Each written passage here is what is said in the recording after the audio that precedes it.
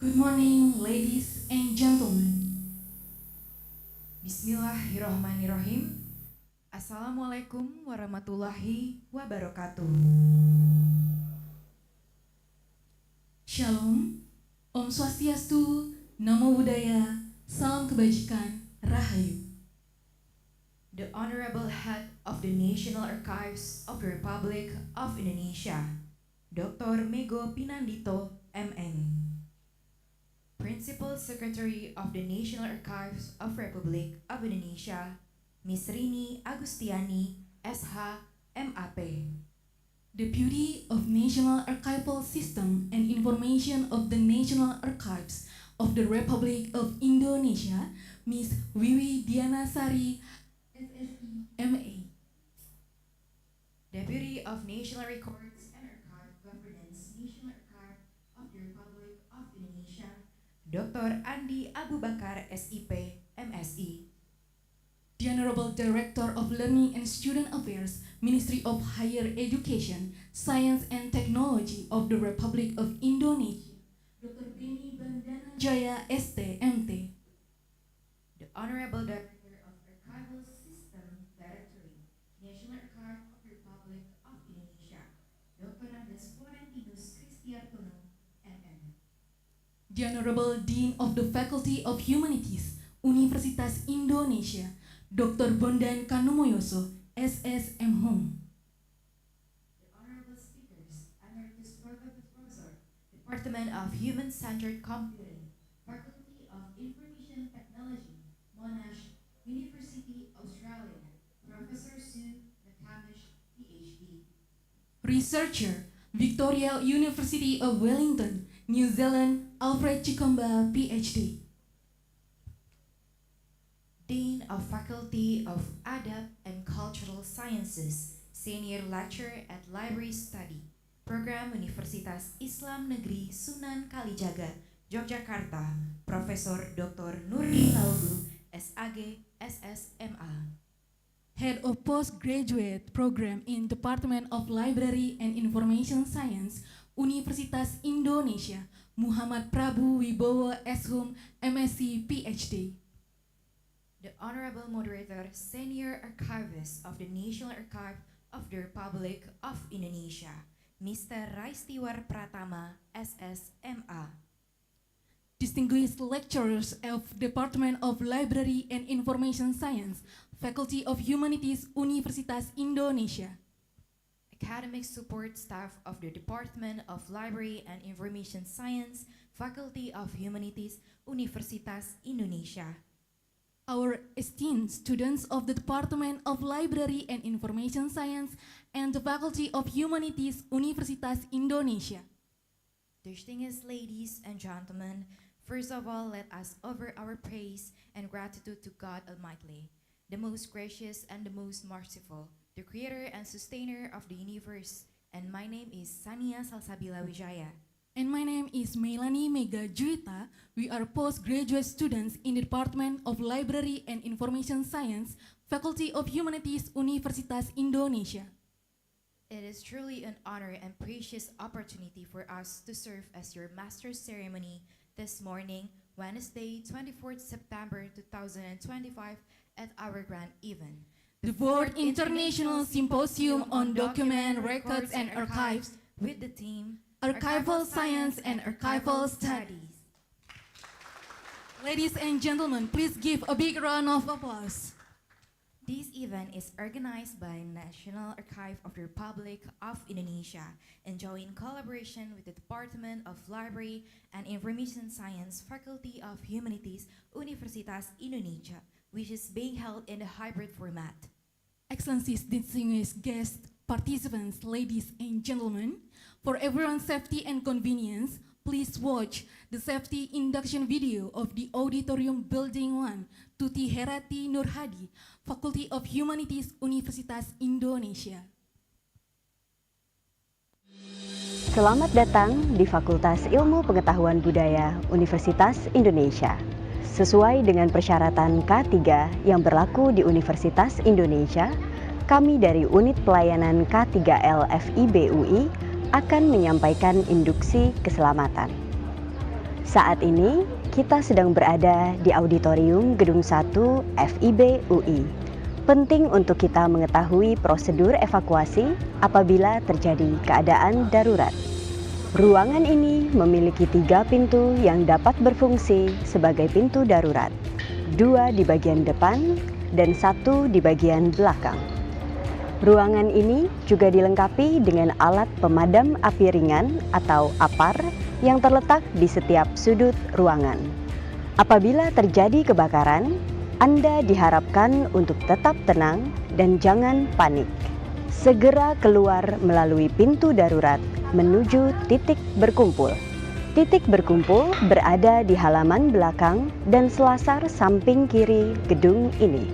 Apabila terjadi gempa bumi, lindungi diri Anda dengan meja atau kursi di dekat Anda, lalu tunggu sampai keadaan benar-benar kondusif. Anda juga dapat menghubungi nomor darurat Universitas Indonesia, yaitu di nomor 14001. Demikian induksi keselamatan ini kami sampaikan.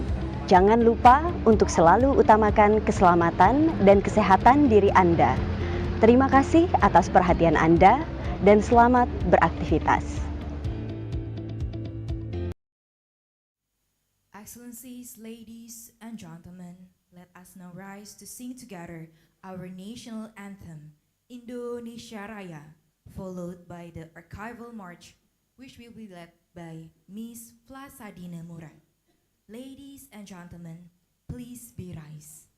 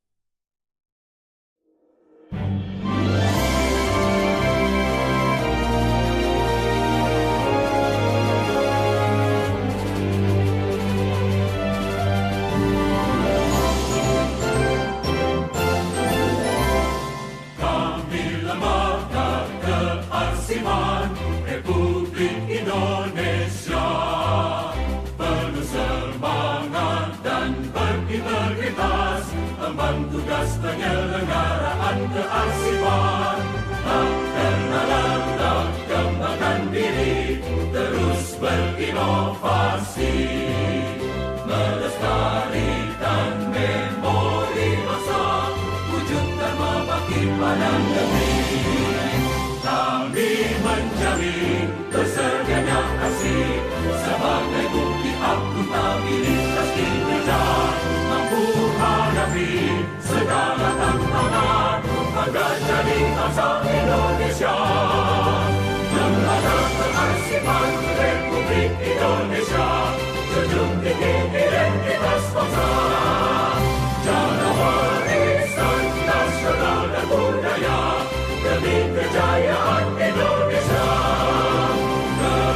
kearsipan Republik Indonesia.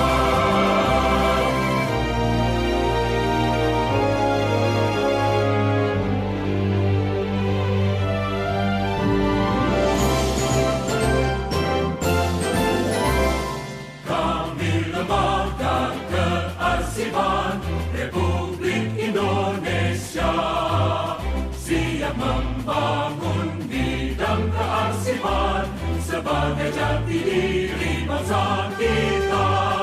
Selalu responsif, antisipatif, bersikap profesional, sinergikan semangat perubahan, satukan langkah dalam menjaya. Kami menjamin tersedianya arsip sebagai bukti akuntabilitas kinerja, mampu hadapi segala tantangan, bangga jadi bangsa Indonesia. Lembaga kearsipan Republik Indonesia junjung tinggi identitas bangsa, jaga warisan nasional dan budaya demi kejayaan Indonesia. Kearsipan Republik Indonesia.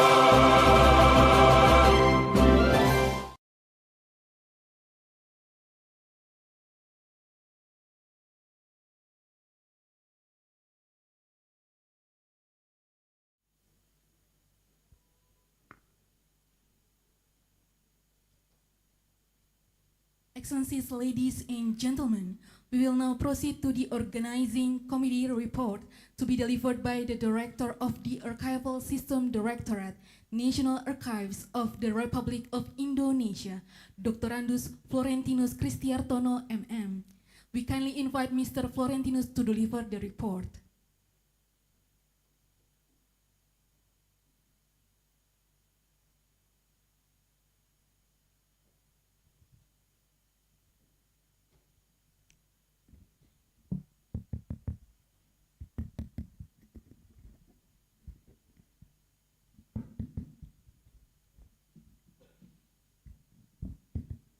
Assalamualaikum warahmatullahi wabarakatuh. May peace and prosperity be with us all. Shalom, Om Swastiastu, Namo Buddhaya, greeting of goodwill. Distinguished and Honorable Head of the National Archive of the Republic Indonesia, Bapak Mego Binandito, Principal Secretary, the National Archive of the Republic Indonesia, Ibu Rini Agustiani, Deputy for National Archive System and Information, the National Archive of the Republic Indonesia, Ibu Wiwi Dinasari, Deputy for the Governance of National Archive of the Republic Indonesia, Bapak Andi Abu Bakar, Dean of the Faculty of Humanities, Universitas Indonesia, Bapak Dr. Bondan Kanuyoso, SSM Hum, distinguished speakers, Professor Sue McCamis, PhD from Monash University, Alfred Sikoba, PhD from Victoria University of Wellington, New Zealand, Dean of the Faculty of Adab and Humanities, State Islamic University of Sunan Kalijaga, Yogyakarta, Bapak Profesor Dr. Nurdin Laugu, Head of the Graduate Program, Department of the Library and Information Science, Faculty of Humanities, University of Indonesia, Bapak Muhammad Prabu Wibowo, SHUM, MSc PhD, distinguished participants, ladies and gentlemen. A very good morning to all of you. First and foremost, let us pray to the Almighty God for His blessing. We could gather today to attend this international symposium to discuss about documents, records, and archives in relation with science and study. It is my pleasure to welcome you today to the 4th International Symposium on Documents, Records, and Archive, jointly organized by the Directorate of Archival System, National Archive of the Republic of Indonesia, and the Faculty of Humanities, University of Indonesia. Allow me to brief you about the rationale and the objective about this event today. Ladies and gentlemen, as stipulated in the regulation of the National Archive of the Republic of Indonesia, number 2 of 2024, regarding organization and the governance of the National Archive of the Republic of Indonesia, the Directorate of Archive System is responsible for conducting the formulation and implementation of policy in the area of archive system on a national scope. Amongst those responsibilities are to publish an archival journal and to conduct an archival conference, specifically on conducting the International Symposium on Documents, Records, and Archive, or ISDRA. Therefore, in fiscal year of 2025, the Directorate of Archival System, National Archive of the Republic of Indonesia, in collaboration with the Faculty of Humanities, University of Indonesia, is conducting the fourth ISDRA on today, September 24, 2025, in the Faculty of Humanities, University of Indonesia. With the theme, Archival Science and Archival Studies, the fourth ISDRA is intended to be a forum for archival observers that consists of professional, academics, researchers, practitioners, and of archival to meet and together for discussion, sharing and exchanging ideas, knowledge, and experience relating to the good governance of archival. The fourth ISDRA is also a forum for call for paper presentation for the purpose of publishing the archival journal that is managed by the Directorate of Archive System, National Archive of the Republic of Indonesia. The archive journal itself was first officially published in 2005 and has received an accreditation status as a Science and Technology Index, or SINTA, rank 4 in 2025 from the Higher Education Directorate, the Ministry of Higher Education, Science and Technology of the Republic of Indonesia. The fourth ISDRA will be held in hybrid format, and more than 200 people are expected to attend both physically and virtually to this symposium.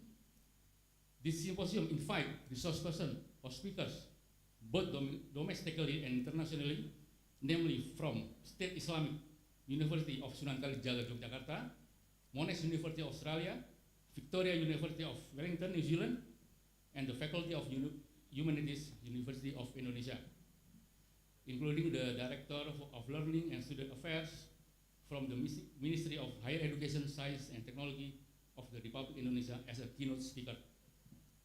This today International Symposium will consist of two sessions following the opening remarks. Session 1 is a panel session that will present four speakers from State Islamic University of Sunan Kalijaga, Yogyakarta, Monash University, Australia, Victoria University of Wellington, New Zealand, and University of Indonesia. Session 2 will be conducted afterwards in parallel session, in which the symposium will be divided into 3 classrooms for the purpose of call for paper presentation. Each classroom will present 7 presenters or writers of a call for paper with 3 different topics: archival science, archival studies, and digital archival. Ladies and gentlemen, to conclude my brief report, allow me to convey that by embracing collaborative practices, actions, and experiences among archivists, we do hope that all participants, as well as people who are interested in the preservation, access, digitalization, and the management of unique and historical records, could gain benefit from the insight as presented by speakers and presenters today. Finally, I would like to thank you to all committee for your valuable and insightful recommendation to support our effort to conduct this international symposium. I'm confident that from our discussion today will guide and enrich our future collaboration and cooperation in the area of archival. Thank you. Wassalamualaikum warahmatullahi wabarakatuh.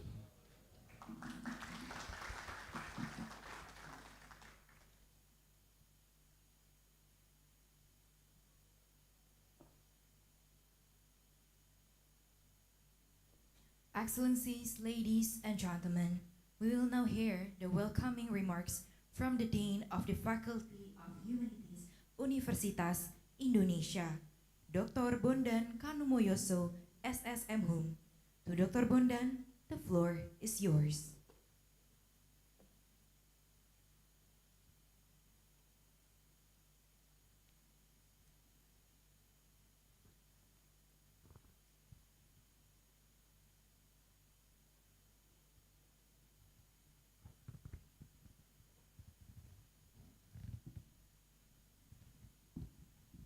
Assalamualaikum warahmatullahi wabarakatuh. Salam sejahtera untuk kita semua. Om Swastiastu, Namo Buddhaya, salam kebajikan, Rahayu, Rahayu, Rahayu. Selamat pagi. Distinguished guests, the head of the National Archive of the Republic of Indonesia, Dr. Mega Pinandito, the Principal Secretary of the National Archive of the Republic of Indonesia, Ms. Rini Agustiani, SH-MAP, the Deputy of our Archival Information System, Ms. Wiwi Dianasari, MA, the Deputy for Archival Governance, Dr. Andi Abubakar, SPMC, the Director of Learning and Student Affairs at the Directorate General of Higher Education, Science and Technology, Ministry of Education, Culture, Research and Technology of the Republic of Indonesia, Mr. Beni Bandananjaya, STMT, Director of Archival System, Dr. Andes Florentinus Christiantono, MM, honor invitees whom I cannot mention one by one due to the time constraint, and respected academics and authors and all the students who I'm proud of. First and foremost, I would like to say thank you very much to all honorary guests who are gathered here today, this morning, in this important and meaningful event. The 4th International Symposium on Document, Records and Archival Science and Archival Studies held at the Faculty of Humanities, Universitas Indonesia in collaboration between the National Archive of the Republic of Indonesia and the Faculty of Humanities, Universitas Indonesia. We warmly welcome all participants, both those who are present here on campus and those who joining us virtually from various regions. We feel honored and delighted to host this very significant event and very important event. Ladies and gentlemen, the Faculty of Humanities Universitas Indonesia is very pleased with the convening of this symposium. Today's gathering is an important forum to raise awareness and deepen our understanding that archives are not merely administrative records, but also repositories of knowledge that documented the historical journey, identity, and cultural values of a nation. Furthermore, archives serve as a vital documentary heritage that preserve cultural knowledge, both tangible and intangible. In line with the national life, this symposium will highlight how cultural knowledge recorded in archive can be utilized for education, cultural diplomacy, national identity, and sustainable development. It also acts as a bridge across generations, ensuring that archive become a medium of intergenerational knowledge transfer, so that culture is not only preserved as a memory, but also continuously revitalized and developed. On this occasion, allow me to extend my highest appreciation and gratitude to all parties, both from the Faculty of Humanities Universitas Indonesia and the National Archive of the Republic of Indonesia, particularly the Director of Archival System, for their excellent collaboration, and we regard this cooperation as both a foundation and a mandate of great importance in advancing cultural knowledge and archival studies. We strongly support the vision of archival science and archival studies, which provide methods for managing, preserving, and authenticating archives, so they may serve as a valuable resource in the humanities, not only presenting the chronology of events, but also offering diverse perspectives and collective memories of the many dimensions of our national state and cultural life.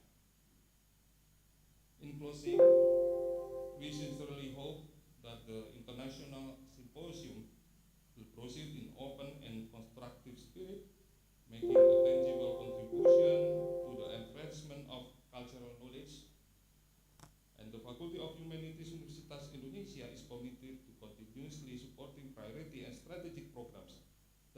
strengthen archival science and archival studies. Finally, once again, we wish you a fruitful symposium. May this event bring the greatest benefit to us all and produce meaningful insight for the academic and archival community. Thank you very much for your attention and active participation in this special occasion. Wassalamualaikum warahmatullahi wabarakatuh.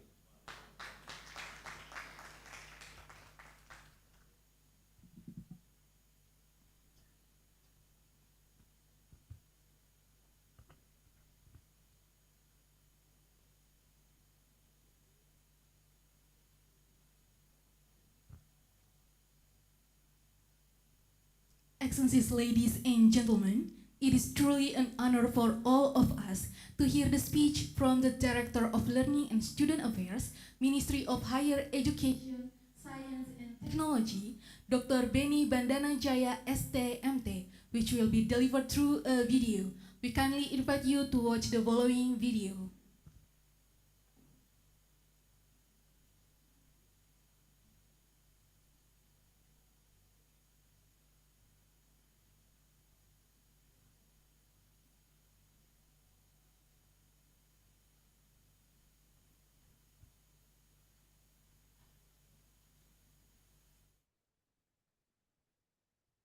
Assalamualaikum warahmatullahi wabarakatuh.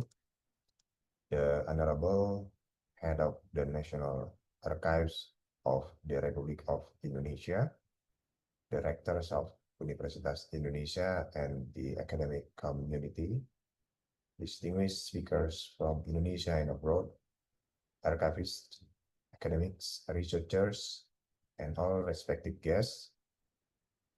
First of all, let us thank to Allah Subhanahu wa Ta'ala who gives us health and guidance to gather in this important symposium. At the same time, I would like to bring warm greetings from Professor Stella Christie, the Deputy Minister of Higher Education, Science and Technology, who highly appreciates with this fourth ISDRA organized by ANRI in collaboration with Universitas Indonesia. Since she cannot attend today, I am honored to deliver this keynote speech on her behalf. Ladies and gentlemen, as we know that archives are not only historical records but living knowledge. In fact, they are the nation memory supporting transparency, accountability, and sustainable development. Moreover, international standards from ICA and ISO remind us that archives are not limited to media or format, but represents complete and reliable information. Therefore, archival science now stands as an independent discipline with its own principles and methods, from the records life cycles and continuum model to the principle of provenance and original order. With this in mind, the theme of this year's symposium, the future of archival study program, is highly relevant. Today, in the digital era, archives must be managed professionally as a source of knowledge, legal evidence, and cultural memory. Furthermore, with the rapid growth of digital technology, big data, and artificial intelligence, the demand of the archival expertise is increasing, not only in the government, but also in the private company, creative industry, and international organization. As a result, graduates of archival studies now have many opportunities. Archivists, record managers, digital curators, information governance specialists, and consultants. In Indonesia, specifically, this profession has a strong legal basis through regulation of Minister of Administrative and Bureaucratic Reform, number 48 of 2014, on the functional position of archivist. To ensure the sustainability of archival education in the future, I would like to highlight the three priorities. First is curriculum innovation, connecting archival science with digitalizations, big data, artificial intelligence, and cybersecurity. Second, cross-disciplinary collaboration, linking archives with computer science, information study, history, and public policy. And third, internationalization, by strengthening global network, research, publication, and student exchange. Distinguished participants, looking back, ISDRA has grown since 2022 from a seminar into an international symposium, closely linked to the journal Kearsipan, which achieved Sinta 4 accreditation in 2025. It shows that Indonesia is building a stronger academic ecosystem in archival science.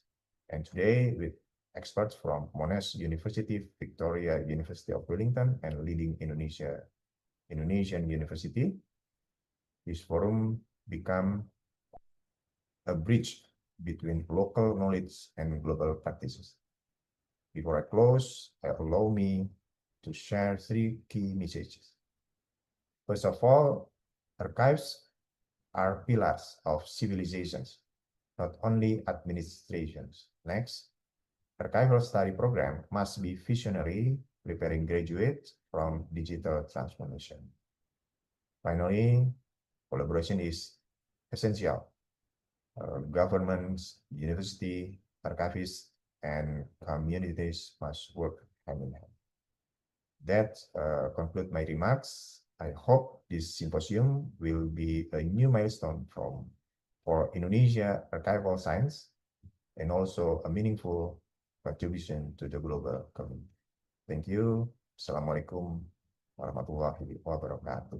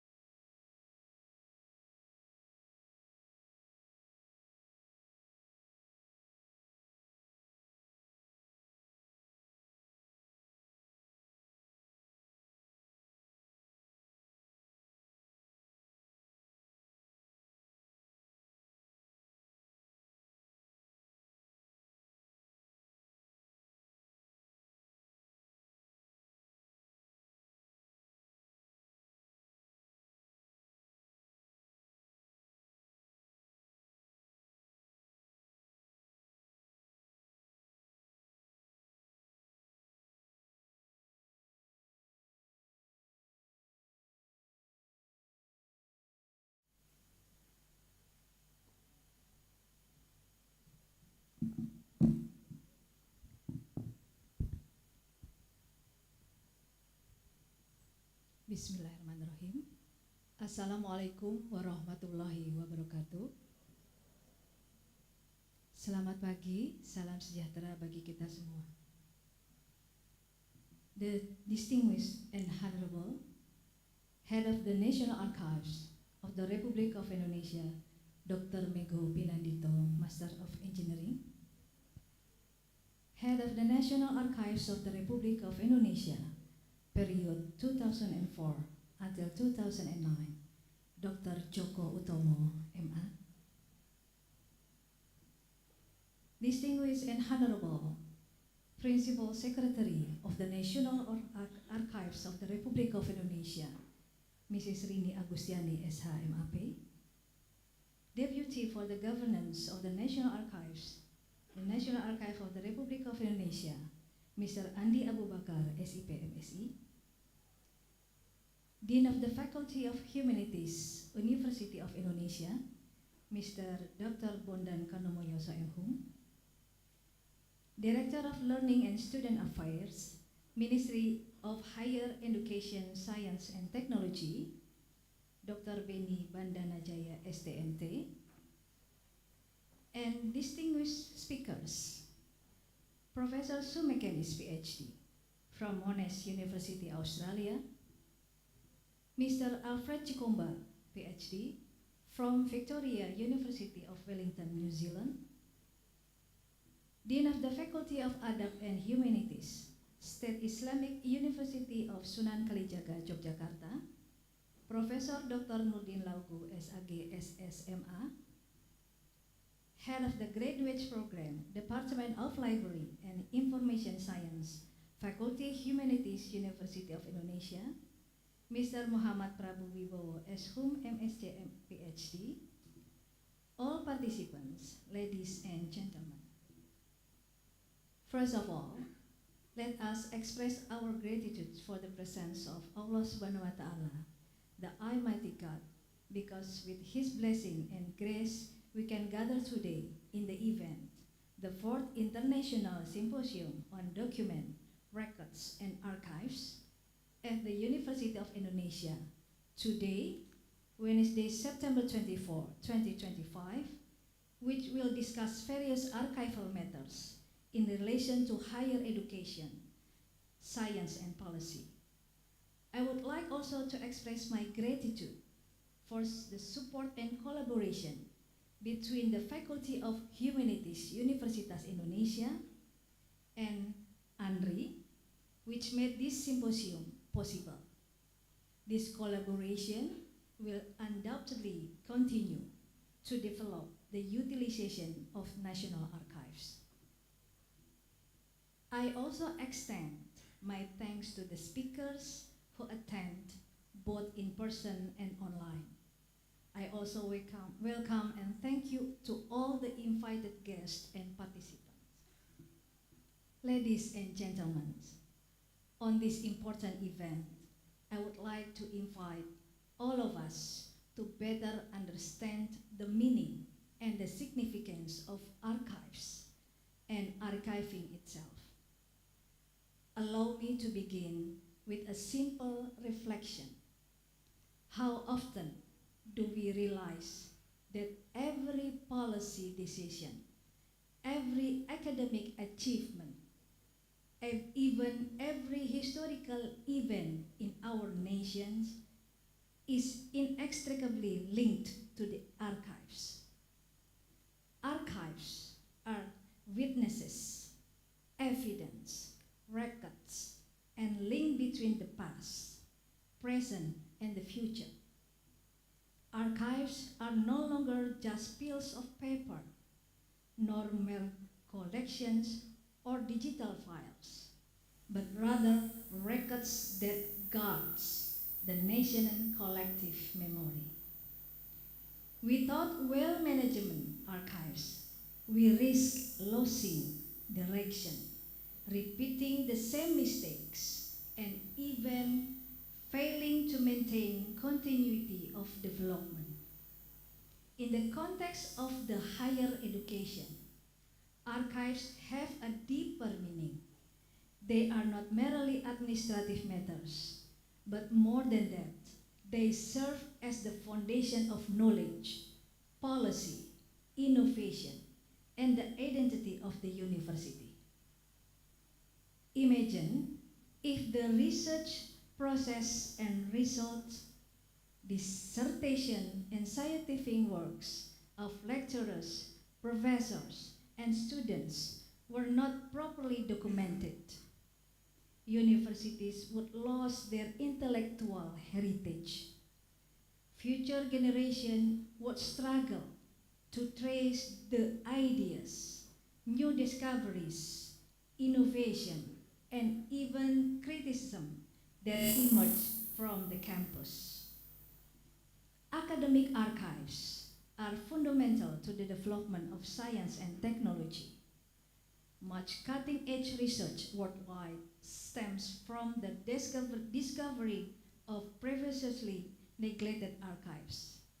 In the fields of history, law, and even technology, archives are crucial and invaluable as primary data. Therefore, archives management must be positioned as a part of academic tradition, alongside teaching, research, and community service. In terms of archive utilization, the shared use of archives by academics, researchers, and policy analysts is a form of collaboration and strengthen research and studies. Archival development itself can even be used as a subject for research. Studies of disaster mitigation development, political change, improvement social conflict resolution, and improving life through a cultural approach are some of the significant benefits of archives as readily available primary data. Similarly, when the government formulates a policy, it should ideally be based on evidence or archives, known as evidence-based policy. Archival data related to the various sectors, such as higher education, significantly help us understand the trends, assess program effectiveness, and formulate new directions and methods. Thus, archives can truly ensure transparency, accountability, and policy continuity. A concrete example, in the university accreditation process, archival documentation management is a key of indicator. Without complete archives, educational institutions will find it difficult to demonstrate their performance in meeting accreditation requirements. Furthermore, institutional archives document the long history of higher education. All of this part of the dignity of academic work must not be lost. Ladies and gentlemen, in this digital era, we face new challenges as well as significant opportunities. Digital transformation opens up opportunities for more efficient, secure, and accessibilities archival management. The government, through the law number 43 of 29 concerning archives, as well as various derivative regulation, encourage all stakeholders, the central government, regional governments, universities, state-owned enterprises, community organizations, and the private sector to develop and utilize an integrated dynamic archival information system. In line with this, universities can become strategic partners with UNRI in developing this system. However, digitizing archives should not be interpreted as simply transforming document to a screen. It requires more than that: adequate technological infrastructure, competent human resources in the field of digital archiving, and the most importantly, a culture of archive awareness among the academic opportunity. Digitalization opens up opportunities for broader access to knowledge, but also demands a protection of data security and privacy. This is where higher education is challenged to lead the example, building trust digital archival governance. Distinguished guests, several strategic steps to strengthen archival governance in higher education institutions include strengthening regulation to ensure clear standards for academic archive management, developing digital infrastructure through the integration of electronic archival systems, training archival human resources to ensure every university has professional archivists, fostering research and innovation collaboration in the field of archival affairs, including through collaboration in establishing tiered archival study programs at universities. Ladies and gentlemen, today's symposium can be both a moral call and an intellectual challenge. We are required to view archives not as a burden, but as a valuable asset. Archives are the heart of civilization, the pulse of policy, and the and the pulse of science.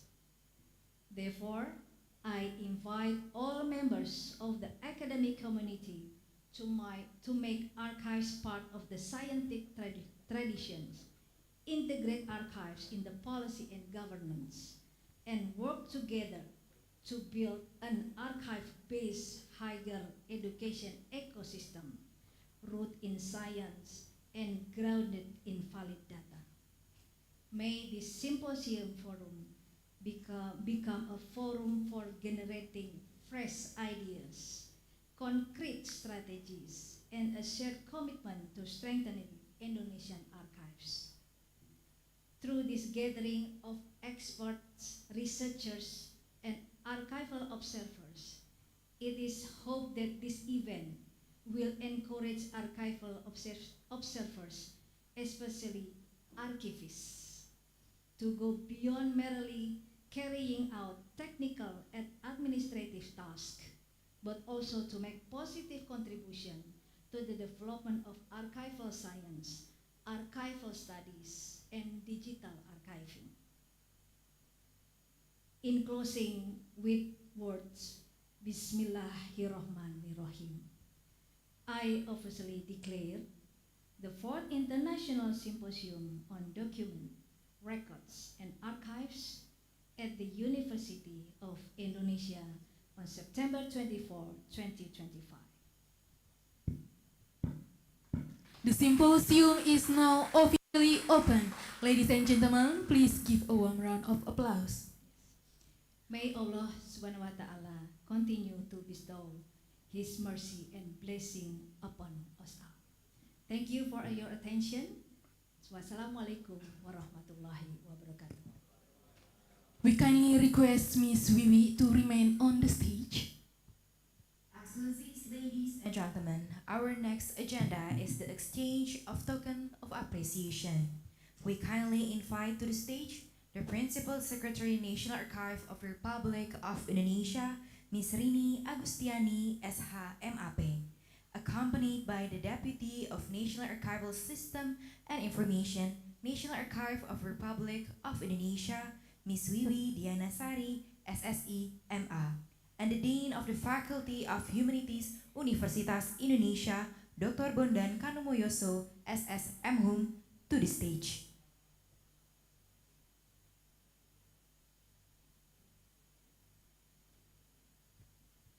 The first token of appreciation will be presented from the National Archives of the Republic of Indonesia to the Faculty of Humanities, Universitas Indonesia.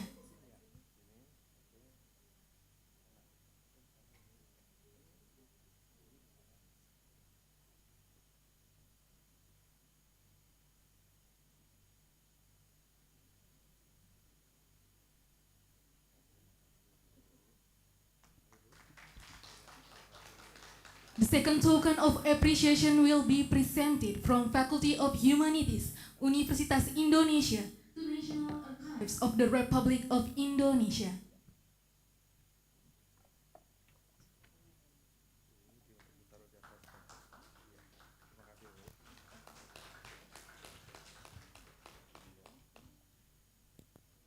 We would now like to kindly invite Mr. Bondan, Ms. Rini, and Ms. Wiwi to step down from the stage and join the distinguished audience for a group photo session.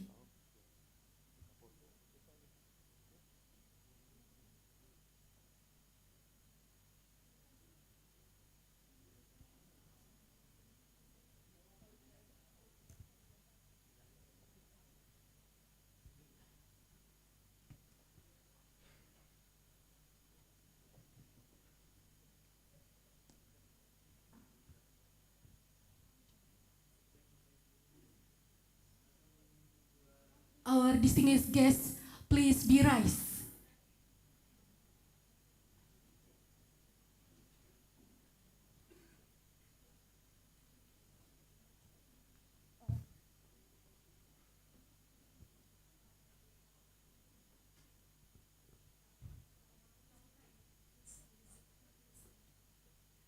Please squeeze to the center of the auditorium. Participants, please squeeze and move move to the center of the auditorium for the group photo session.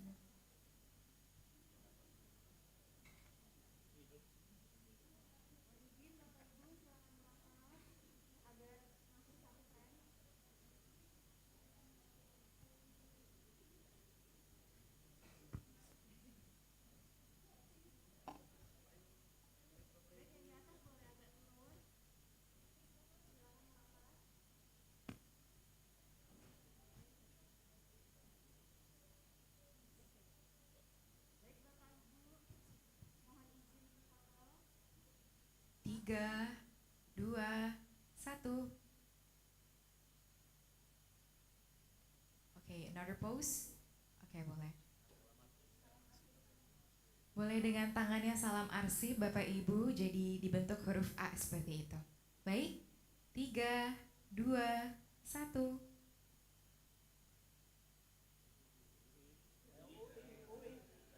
Sekali lagi dengan pose UI Bapak Ibu. U di sebelah kanan, I di sebelah kiri. Baik.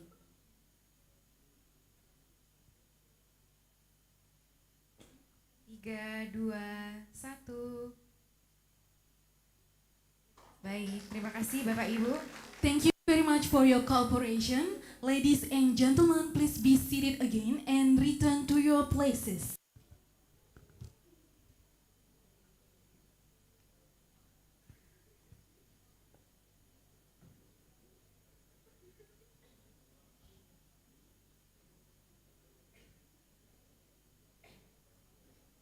Excellencies, ladies and gentlemen, we have now come to the station of the 4th International Symposium on Document Records and Archive with the theme Archival Science and Archival Studies. This session will be moderated by our Honorable Moderator, Mr. Raistiwar Pratama, SSMA, Senior Archivist of the National Archive of the Republic of Indonesia.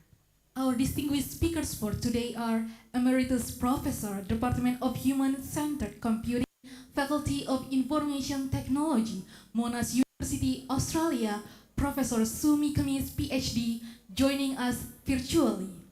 Researcher, Victoria University of Wellington, New Zealand, Dr. Alfred Chikomba, joining us virtually. Head of the Postgraduate Program, Department of Library and Information Science, Universitas Indonesia, Dr. Muhammad Prabu Wibowo, SHUM, MSc, PhD. Dean of the Faculty of Adab and Cultural Sciences and Senior Lecturer at the Library Science Study Program, Universitas Islam Negeri Sunan Kalijaga, Yogyakarta, Profesor Dr. Nurdin Laugu, SAG, SSMA, joining us virtually. Distinguished ladies and gentlemen, you are welcome to ask the questions in either English or Indonesian. Bapak dan Ibu hadirin yang terhormat, dipersilakan untuk menanyakan dan menyampaikan pertanyaan baik dalam bahasa Indonesia maupun dalam bahasa Inggris. Without further ado, let us invite to the stage our moderator, Mr. Raistiwar Pratama, SSMA, to lead the seminar.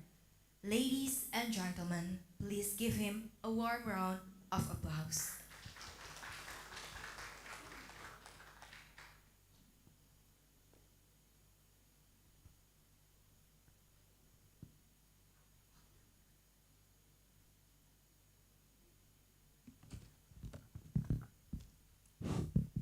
Yeah, thank you, Melanie and Sania.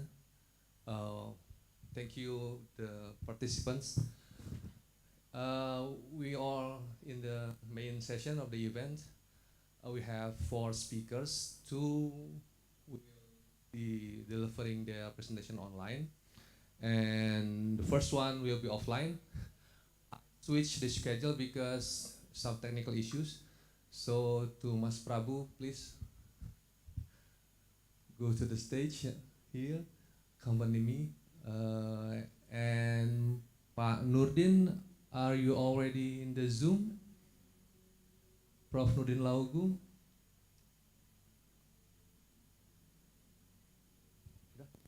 Okay, yeah. Okay, we have, okay, thank you. Good morning, Pak Nurdin. How are you? Suara kecil ya. Oke, kunci. Ya. Oke. Ya, the presentation I will divide into two main sessions. The first one is panel between Prof. Nurdin Laugu from UIN Sunan Kalijaga and Mas Prabu from University of Indonesia. So the first one I will give the session to Prof. Nurdin. The screen is yours, Prof. Nurdin.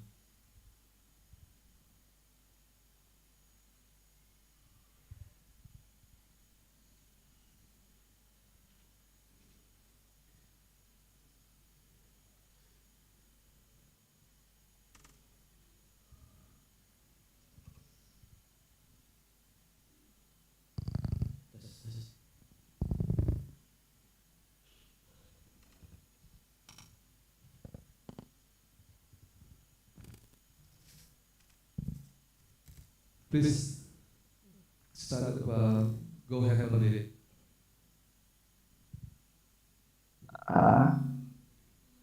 Can I share my PPT? Please. Okay, already. Yeah.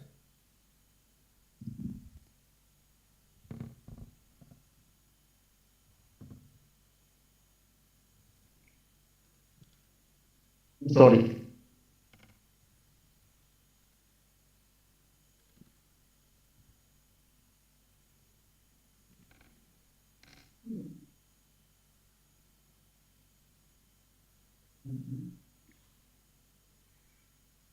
Okay. How many times I have? 15 minutes, the longest. 15 minutes? Yeah. Okay, thank you. Assalamualaikum warahmatullahi wabarakatuh.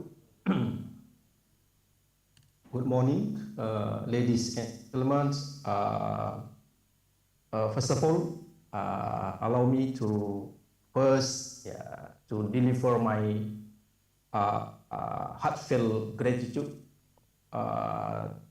to the committee who invited me to be part of this fourth National Symposium on documents, records, and archives.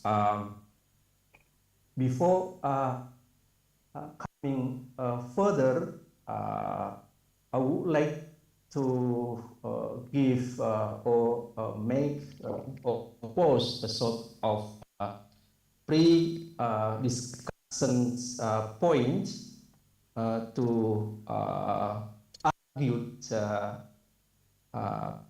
the topic. Yeah, our topic is significantly important for our symposium today about document, record, and archives. As the title shown here, archives versus hoaxes, pillars of authenticity in academic research. I believe that archives guarantee the credibility of research or other way to say that archives serve as the foundation of authenticity and reliability in academic research. On the opposite, hoaxes pose a threat what is to truth, and even or the similar one that may undermine the credibility of knowledge. And the other ways or the other words to construct the ideas about the topic that archive represents verifiable and trustworthy sources, whereas hoaxes spread false and misleading information. So what next happens, the tensions between the two concepts above, yeah, means that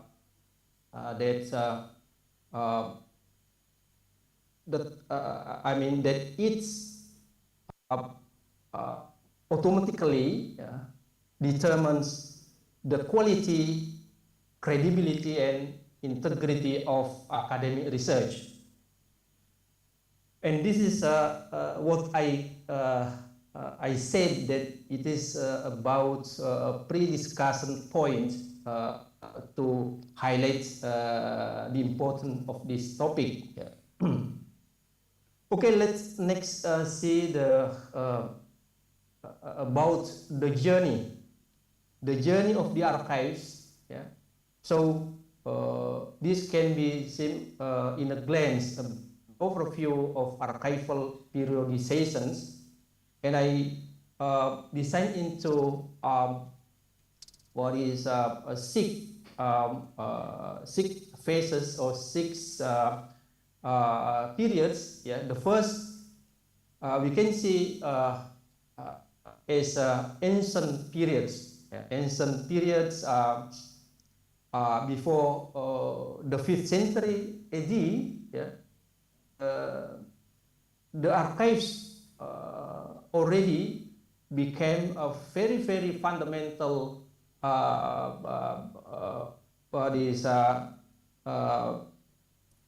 use in society, and even in the governments, can be used, yeah, as a legitimacy of power. So this means that from the beginning, the archives became very, very fundamentally important for our society and of ourselves individually. In the second one, in the classical and Middle Ages, yeah, to 15th century, that archive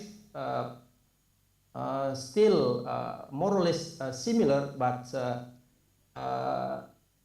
this is not only for the governments or the ruling elite, but also for private parts, yeah. for private party, yeah. You know, to make it short, the third journey of the archives called as Renaissance and early modern period from 16th to 18th century. This become widened, yeah, because it is not only for the administrative things, but also for to courts to understand our history and also our culture.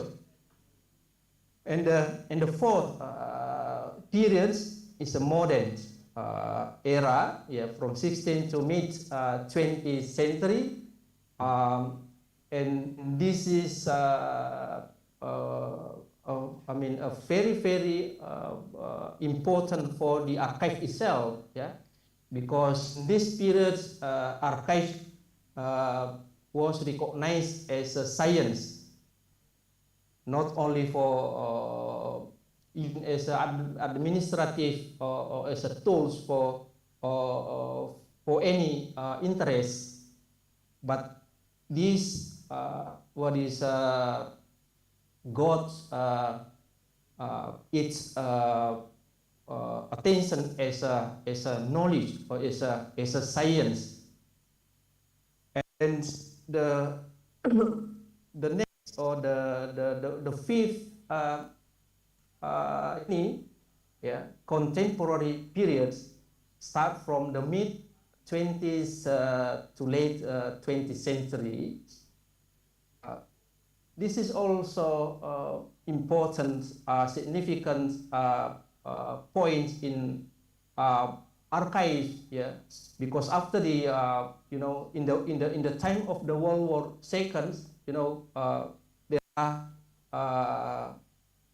they were extremely what is damaging the document and also of course the what's called archives, and so that why archives having it or their momentum to be showing their importance, yeah, to the society, because the archives we can print our what is our own, yeah, our ourselves, yeah, and then some also archives become as an instrument of diplomacy, of politics and human rights, and also in times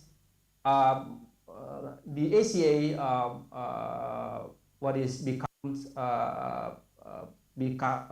what is important because the emergence of you know what we call as information council or archives become as a fundamental and principal what is rules for the archives. In the last one, what we are now and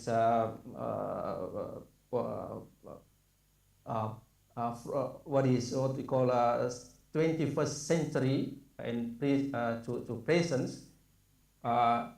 this era was archives both as administrative or as a tool and knowledge have challenge, yeah, because not only encountering about physical materials or things, but also digital, virtual things, yeah, virtual materials, virtual archives. So this make it or their journey becomes a challenge, yeah, about the authenticity, safety, big data, cloud storage, and digital preservation. So from this what is periods or what I call as the journey of the archives, showing us about the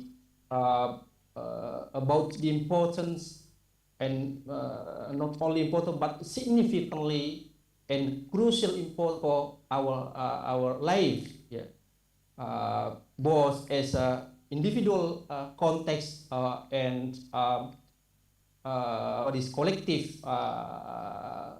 things, yeah, for the institution, etc., showing us the importance of the archives, yeah.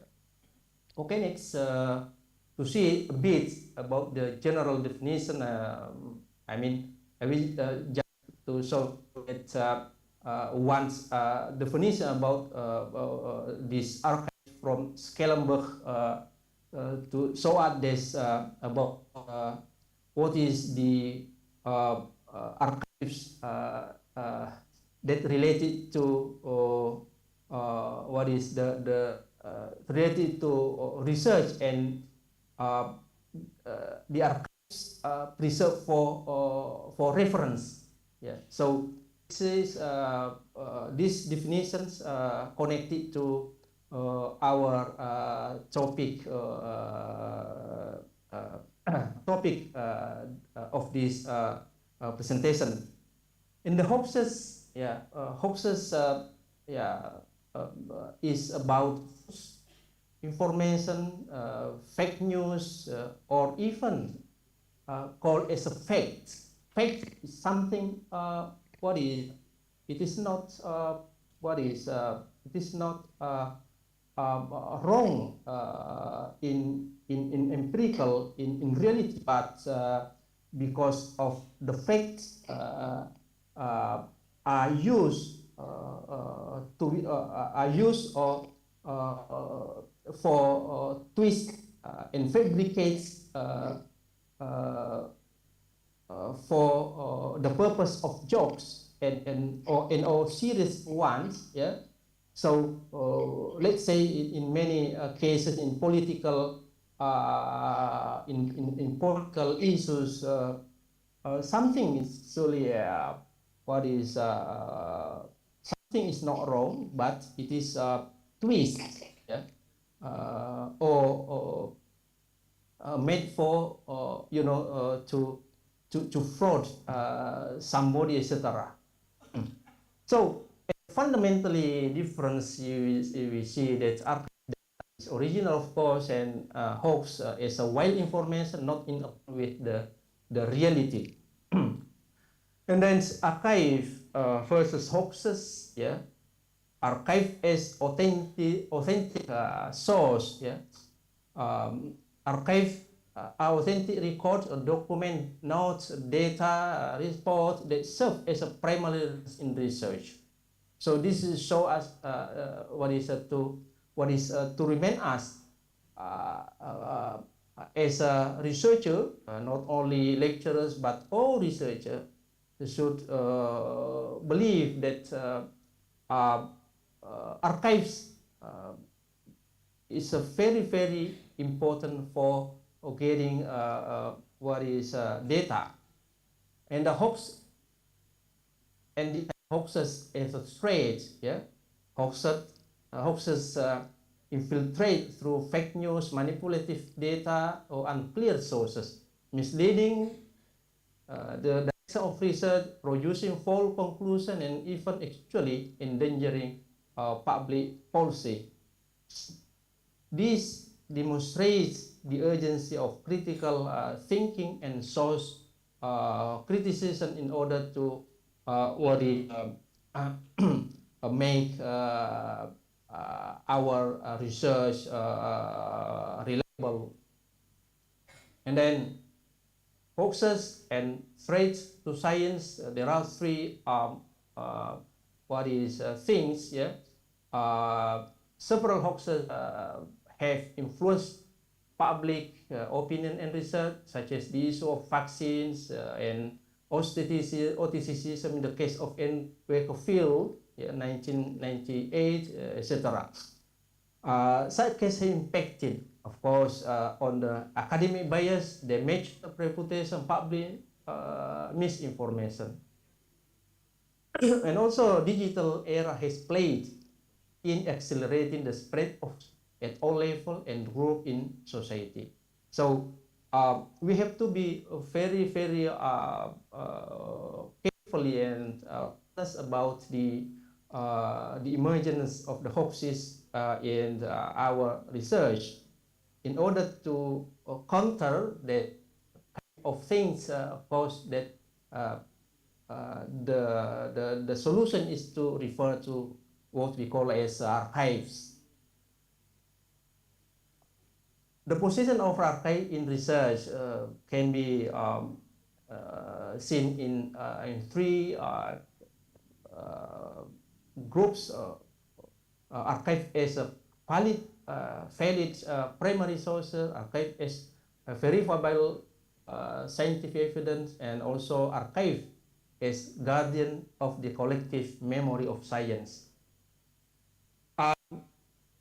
Because the times is very limited, so I will come here directly see about the archive as a pillars of authenticity. There are five found to prove it that archive is a pillar of authenticity in research, for academic research. Yeah. The first one is methodological approach to research. Here can be divided into three to see as a methodological to the research. Yeah. Archive as a filter between false information, scientific truth, of course. Yeah. With documentation, researcher can compare, confirm, and circulating data. Archive strengthen academic integrity. So this is what I call as a logical approach to research. And the second one, scientific steps to academic development. Yeah, there are three aspects that can be proved about the steps. Yeah, first, data validity.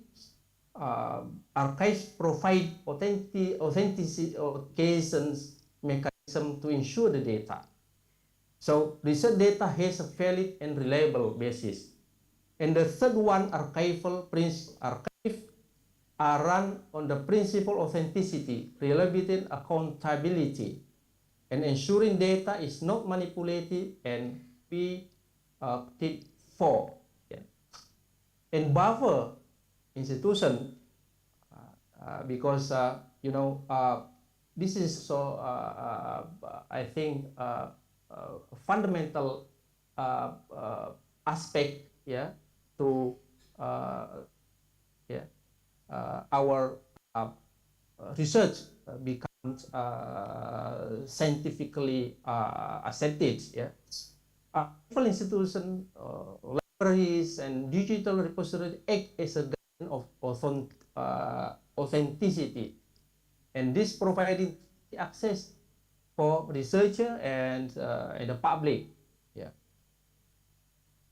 and third, authenticity is ethical basis to truth. Yeah, I think the academic research, the ethic also become as a basic as a basic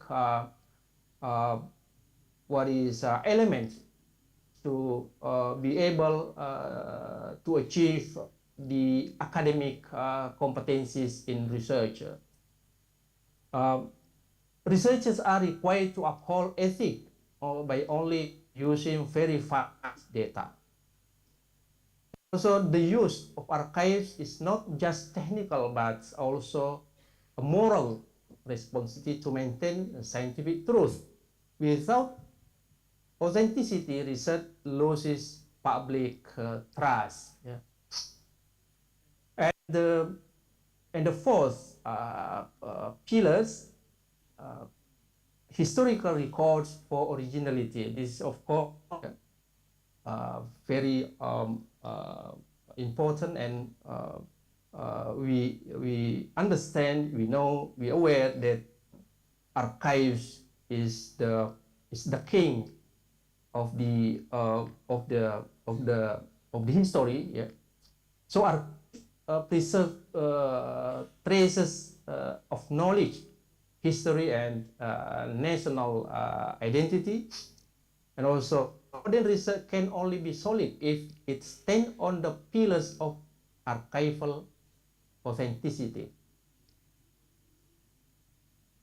Archival authenticity, it means that we know that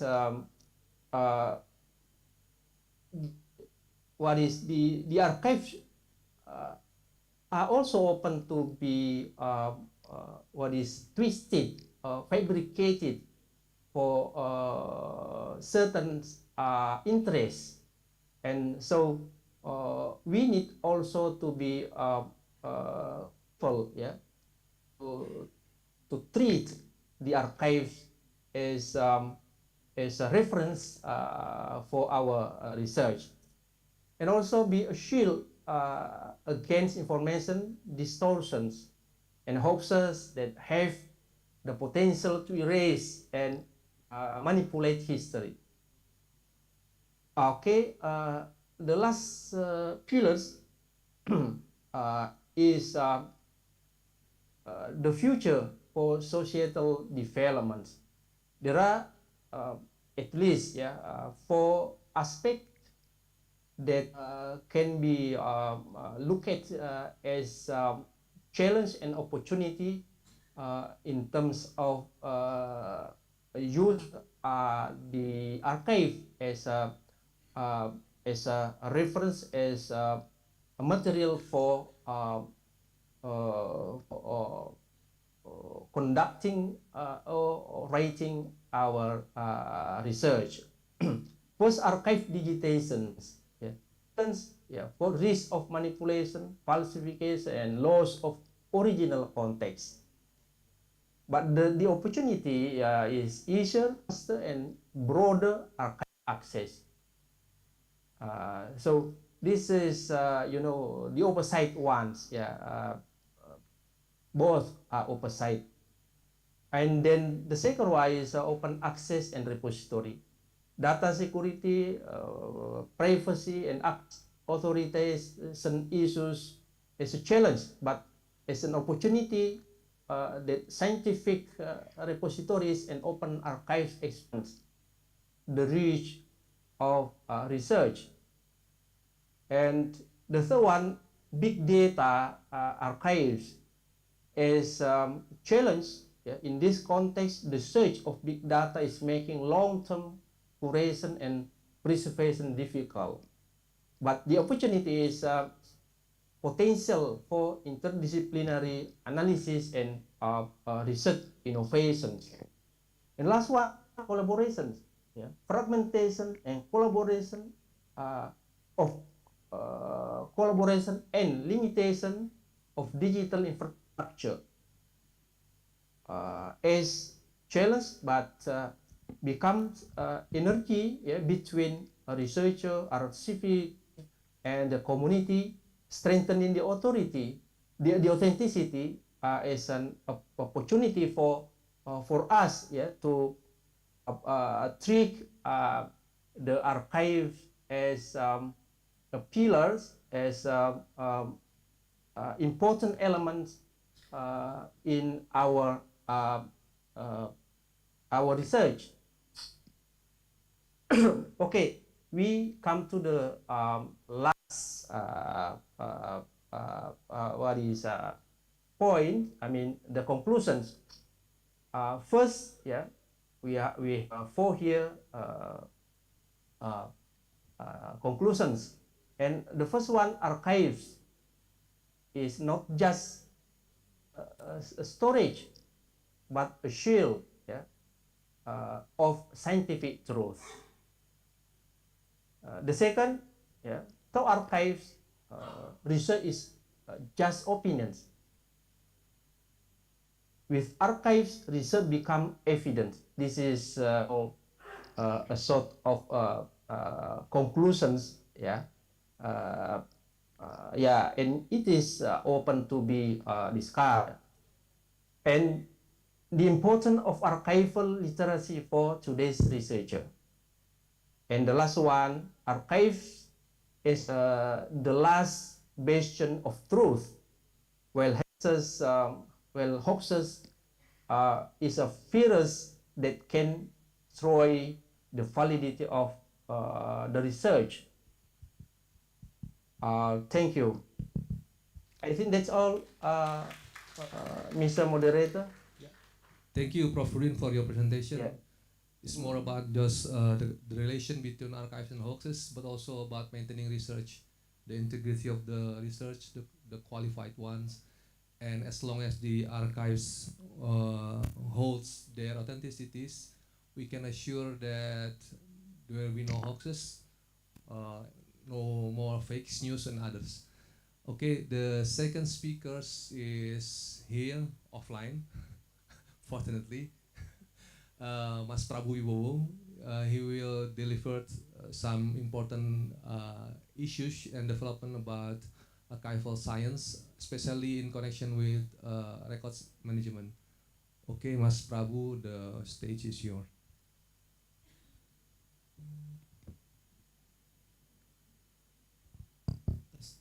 Tes. Okay. Assalamualaikum warahmatullahi wabarakatuh. Waalaikumsalam warahmatullahi wabarakatuh. So I hope you are still energized to discuss of the next session. So I will be delivering my speech regarding exploring the roots of records management and archival science, higher education in global and Indonesian perspectives. And I feel so honored to be here actually, and the materials is available online. I already uploaded, and if you can raise your phone and then open the camera and then scan the QR code, and I put the material there. So yeah, we will discuss more into. So previously, Professor Nurdin talked about how archives roles in digital age.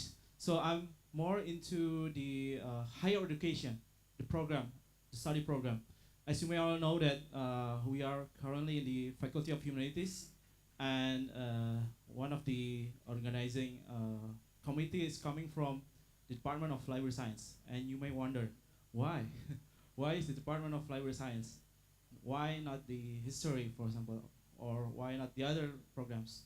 So in this discussion, we will explore why archival science might be related to library and information science and other disciplines as well. So it's better before we, the slide's not, I don't know.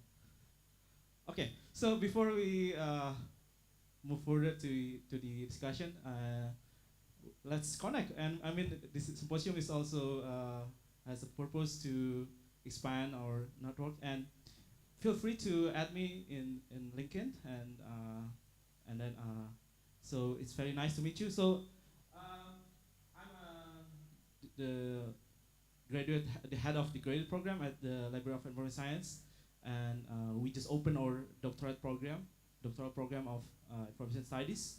So and I also the assistant professor in the field of multimedia and then digital library and also archives. And I also the head of the APTP, and I put the logo there. There is a connection that I would like to explain later.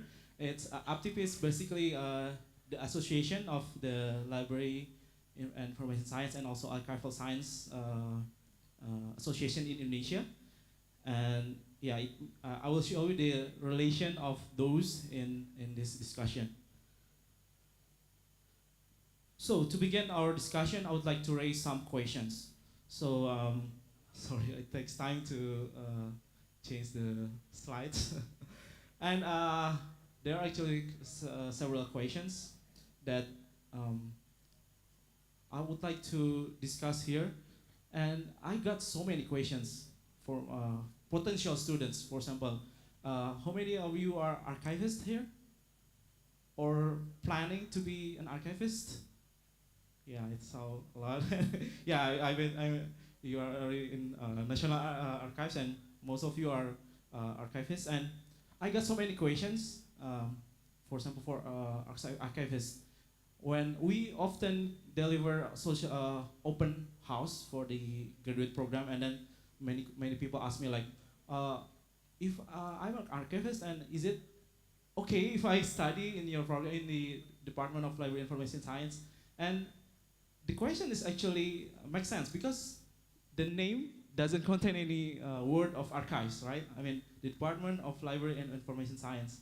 And then I told them that, yeah, you can. I mean, in the curriculum, we offer the competencies and also the skills for archivists to further to hone their skills in archival science. So I got a lot of questions. So I would like to raise some questions.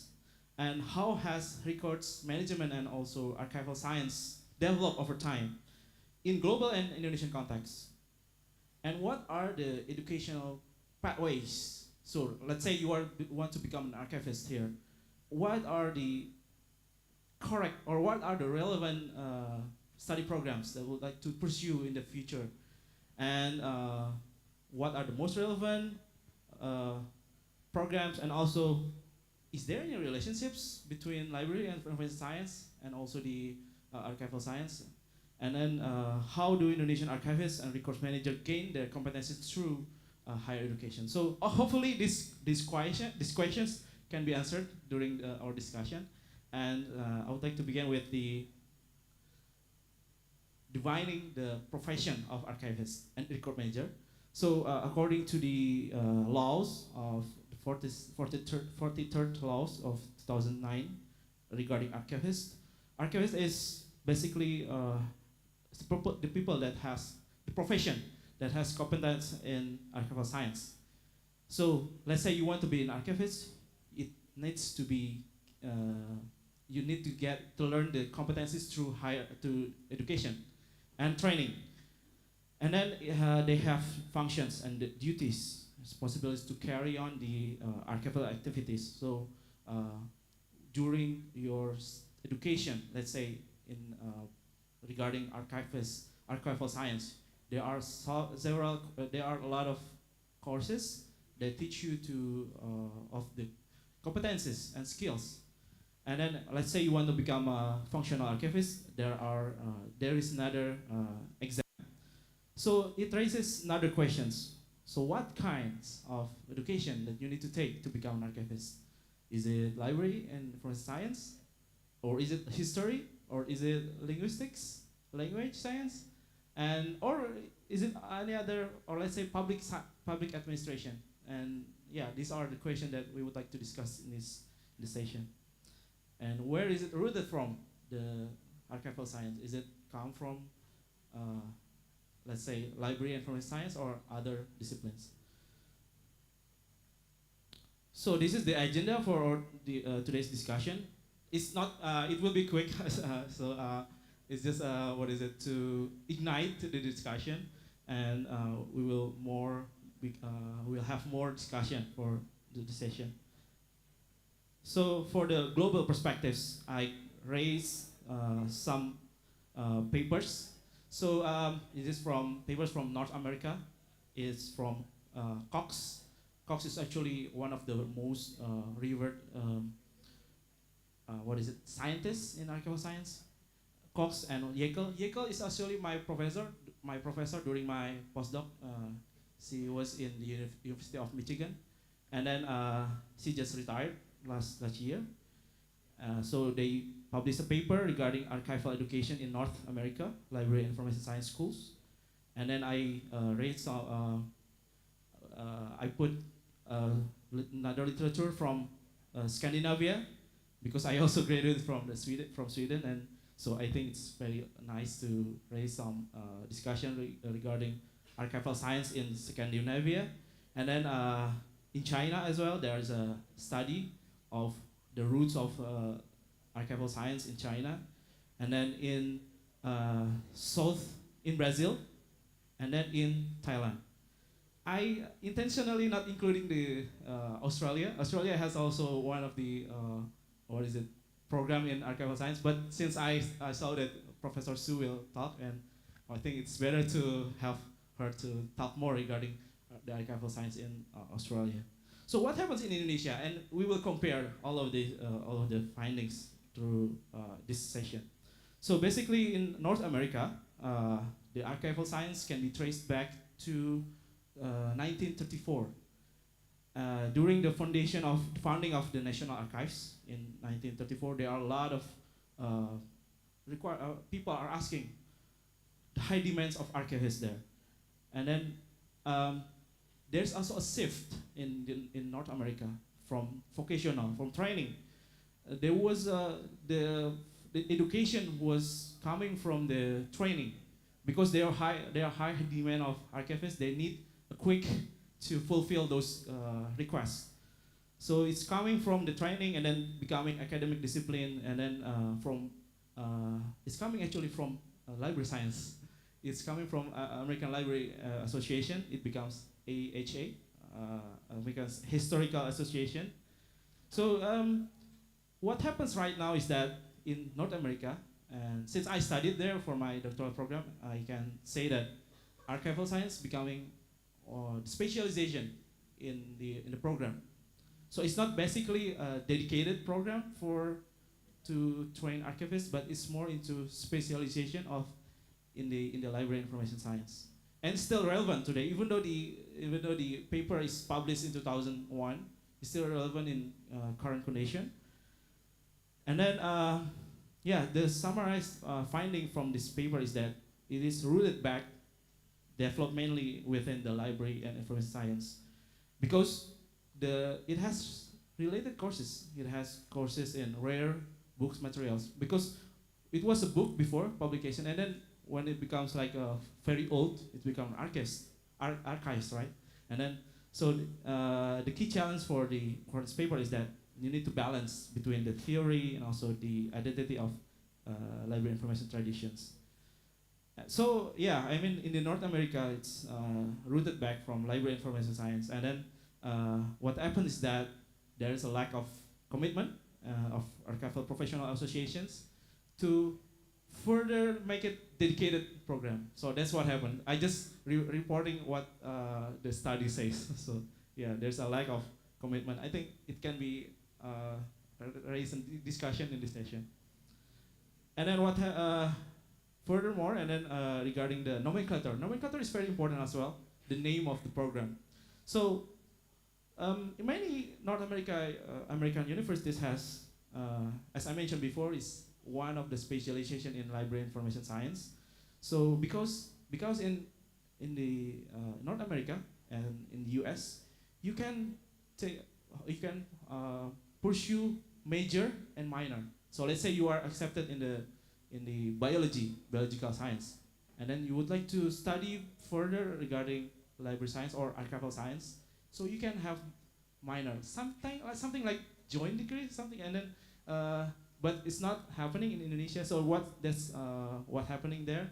So even though you are having like major in, for example, library information science, you can pursue any other minor in other programs. So it allowing graduates for other professions as well. So and we can also if we further in AALA, in the Association of Library Association, they have American Library Association. They have the profession of library information science can manage archives. So they have those statements in their websites. And then also regarding the professors, because professor is also one of the basic foundations, right, in the higher education. And in the US, if you want to pursue in archival science, you need to find the correct professors that are willing to advise you for the program.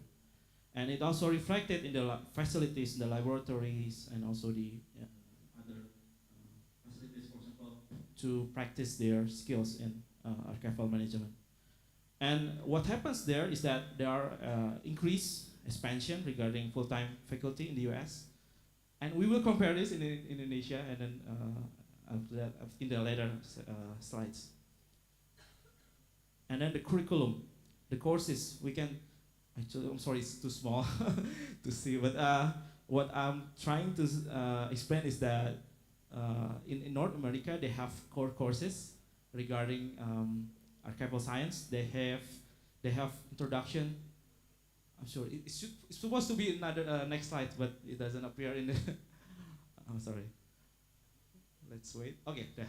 So the core courses for archival science is required to study more into the introduction, and then the appraisal, and then arrangement, preservation, and then legal and ethical issues. And they also have specialized courses regarding digital archives. So basically, to be able to to have a minor, at least you need to take 3 to 6 courses, and then and that's what happened, because there is no standalone program degree in North America. And in North America as well, you can be an archivist if you are graduated from history science, because history know the content of the archives, so they can be considered an archivist. And then, for example, public administration also offering some programs regarding e-government and also digital bureaucracy of the office document management. So what happens in Scandinavia is actually similar. So what happens from North America? the archival science can be traced back to the librarians and also information managers. But they are different from the Central Europe, because in Central Europe there are wars. They have like focus on the preservation, but in Scandinavia they are more into linguistics. So for example, they have some universities that offering archival science, but more into linguistics, because archives can be, yeah, it also can be related to linguistics and language. And they have some courses, seminars, and trainings, and also the National Archives institution in Scandinavia. They provide also trainings regarding archival science. And what happens in China is also similar, and you can see that it's originated from in 1930. It's older than in the U.S. And yeah, basically they are born from library and information science. And now the main direction is that they are more, the information science acts as a subject, as a domain, as a research. But archivist is more into professional training. So that's what happens in China. And then in Brazil, it's very similar as well. It's the archival science can be traced back to information science. And then some of the universities providing education program, higher education from training to academic training. And then because archives is considered as units of information. So that's what happens in Brazil. And in Thailand, it's a little bit different. So most archivists in Thailand, according to the paper that I presented, more archivists are having degree in history. So that's what happens in Thailand. So yeah, those are what happens in global perspectives. So in the second part, I would like to let's compare what happens in Indonesia. So what happens in Indonesia is that, so since I am the head of the APTP, so as the association of the LIST program in Indonesia, so I know just a little bit more regarding the LIST program and also archival science program in Indonesia. So the nomenclature of library information science program in Indonesia is that the majority are still having the name of library science. Yeah, so this is what happens. I mean, the majority are library science, and then several are having in information science. And for example, in UIN, for example, from Professor Nurdin, most universities are adding Islamic library science there. So that's what happens. And records and archives, there are five programs.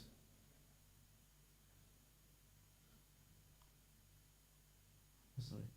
Okay. And then the umbrella.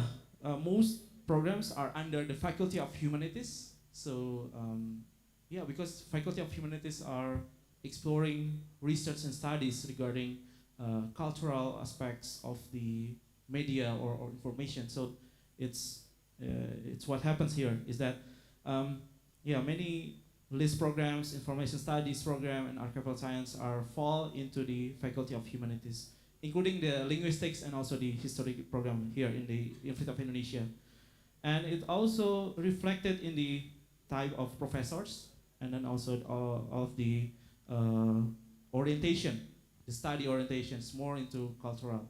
We know now is there is a concept of digital humanities, and we are discussing more into the relationship of archives and information. So the nomenclature, why is it important to discuss? Is that, well, it's best go back when I go back to realize the questions that I got before. Why? For example, is it fit for example, if you are an archivist and then I would like to pursue like a further program or for further degree, and is it okay if I, for example, take library information science? Because as you can see in University of Indonesia, there is uh, there is no the term of the program is library science. But we have now in the Faculty of Vocational Study, we have records and archives management. So, but it's only until D4. D4 is like a applied bachelor's degree. So its name is very important. For example, in civil servant in Indonesia, it's very favorite job. And then whenever there's a job opening for archivists, if you are coming from library information science, and then the opening is only for the graduates that are coming from archival science. So what happens is that if you know you have the competency in managing archives, but you cannot apply for those jobs. So the nomenclature is very important as well. Therefore, it needs a legitimacy, the nomenclature of the program, and also provide career pathways for the graduates in government and also in professional fields. So this is what happens in the University of Indonesia. Since the University of Indonesia is the oldest, I think, yeah. We will have what is it? Dies Natalis. It's like a anniversary in next October. We will be 74. I'm sorry, I forgot. I'm sorry, 70. 70. From 1952 to 73. Sorry. Yeah, and then so what happens is that we have vocational school. Vocational school is under the program of vocational records and archives management. So there's a name of records there, records and archives. But if we take a look at the degree is actually in information science, STRSI. Science informasi in Indonesian. So, and then in the Faculty of Humanities we have bachelor's degree, undergraduate degree to the doctoral program that just opened last year. And for example, for the bachelor's degree we have library science. So there is no records or archives name in the names. And for the master's degree it should be supposed to be M.Hum, but it's also the name of the program is library science. The archival is one of the specialization in the program. So what we can see is that in Indonesia, specifically in the University of Indonesia, the archival science can also be rooted back to the library information science. It's similarly what happens in global perspectives. So I will be very quick here. So this is the clusters of the professors. One of the clusters is actually archives and information preservations. And then these are the courses provided by the vocational program. So basically into the records and archives, but more into practical. And then for the bachelor's degree, it is more into balance between theory and also the practical. But we provided courses regarding archives and record management, for example, fundamentals of library information and archival science, and then preservation is also related to the archive, but not limited only to archives, but it's also related to other fields as well. For example, we also provided courses regarding filing system, and then records management, and then archives administration, and then digital records management, and then the final project allowing students to pursue further into anything they have in their interests. And then for the graduate programs, for the master's degree, we have four specific courses related to archival science. For example, organizational document management, archival management. But we also have thesis that allowing students to pursue further regarding archival science. So in the diploma, they will have specialization in archival science. And then for the doctoral program, it's more in general, because we are allowing students from any fields to discuss information as the core concept of the education. And then since I just started as a graduate the head of the grade program, so I just be able to, but I will what is collect more regarding the publications and also studies in our department. But somehow, when we take a look at last year, there are 38% of students. So it's a quite good number. I mean, it's not the majority, but there are many students are pursuing into archival science, and 52% are more into more generic, more into library science, like literacy, data, and also knowledge management. And for the records management students, they are studying more into colonial archives because Indonesia is tied closely to the colonial, and then IT governance systems and AI and also digital humanities. And we also have laboratories regarding archives and preservation, and the head of the laboratory is Dr. Yeni here. I think Dr. Yeni was here. So she was the head of the laboratory, and it's basically allowing students to practice more into library and also archives. So, as a conclusion, this is the third part, last part. In many global cases, including in Indonesia, records management and archival science are tied closely to library and information science, because they share similar concepts and theories. For example, information organization, because we can see archives is also type of information, and so graduates from any library and information science program can work as a archivist. They are, because our programs are training, are giving competencies and through their courses for the graduates to become information professionals. Including for information professionals is actually to apply their skills to manage any type of information, not just archivists, not just librarians, but all kinds of information related jobs.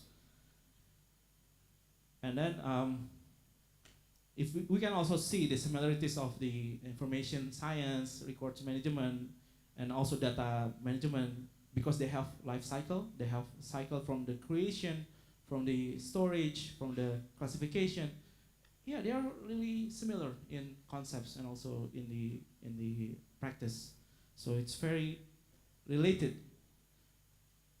And so for the conclusion, records managers and archivists in Indonesia, they can pursue, you are free to pursue in the library information science as a higher education, because library information science is emphasized more on management, life cycle, systems, and also the profession. But it also allowing from another program, for example, history science and linguistics, they can focus more into the content and the context of the archives. And for example, for public administration, they can focus more into the office and also the records and archives in organizational settings. So, this is the main findings from my presentation. Hopefully this can be a paper after, but I urge you to comment and give like questions. I will. So based on my, it's actually a small, simple research for this presentation. Many or most, we can say most, records management and archival science are originated from library information science. It's similar to global cases. In Indonesia, we have both vocational training and also the academic programs, research-based in archival science. And the nomenclature matters.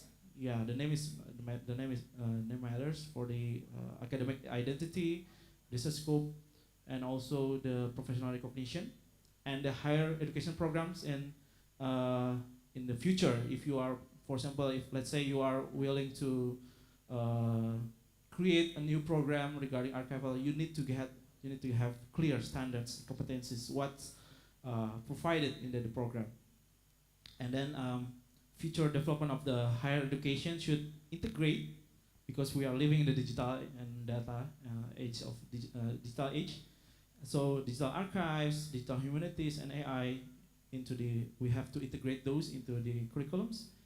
And we have to collaborate, as mentioned by Professor Nordin before, we need to cooperate between the higher education, because the UI, the University of Indonesia, and also the ANRI for the National Archives institution, to strengthen the what is the expected outcomes of the whenever the graduates are just graduating from the library information science or archival programs, and they also expand publication through, for example, like for this event is allowing students to bring their ideas, they bring research and studies. It's also important, and also foster international collaboration and reinforce the professional certification.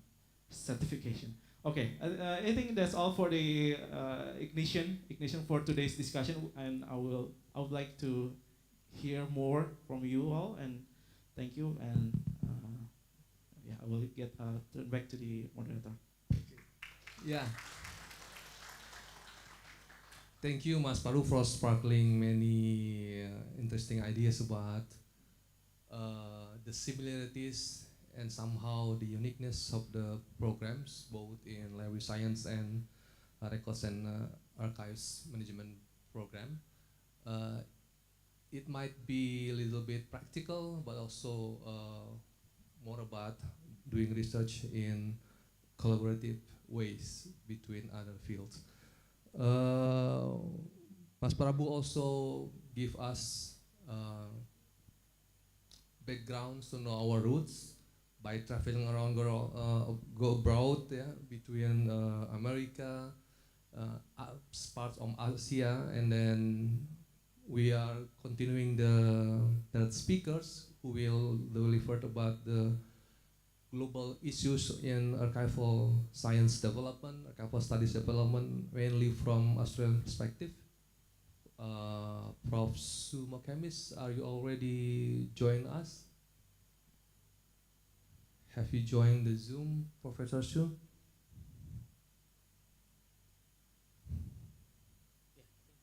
Okay.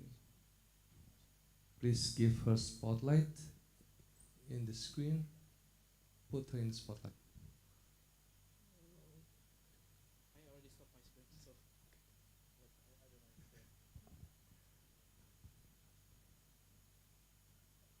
Can I hear your voice, Prof. Su Mokemis? Okay.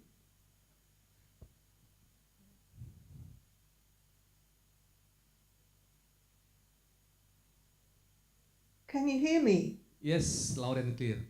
Ah, fantastic. Okay. While you're enjoying your vacation, will you please be kind to share some insights about archival science? Yes, I'm very happy to do that. Thank you.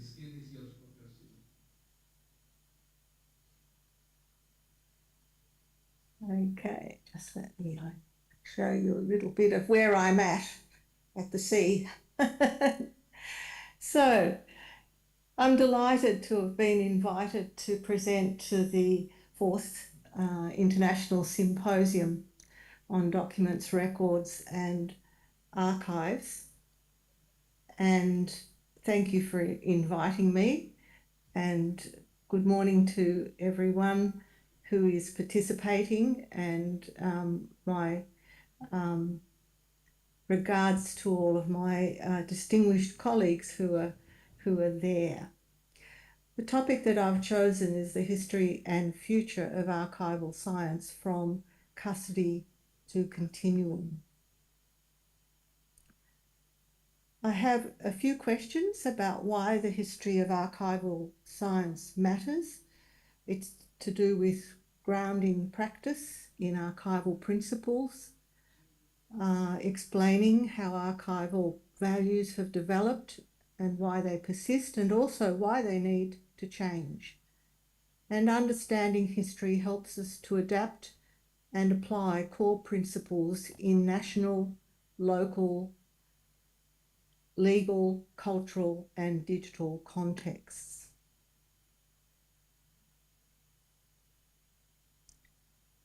So, where are we at?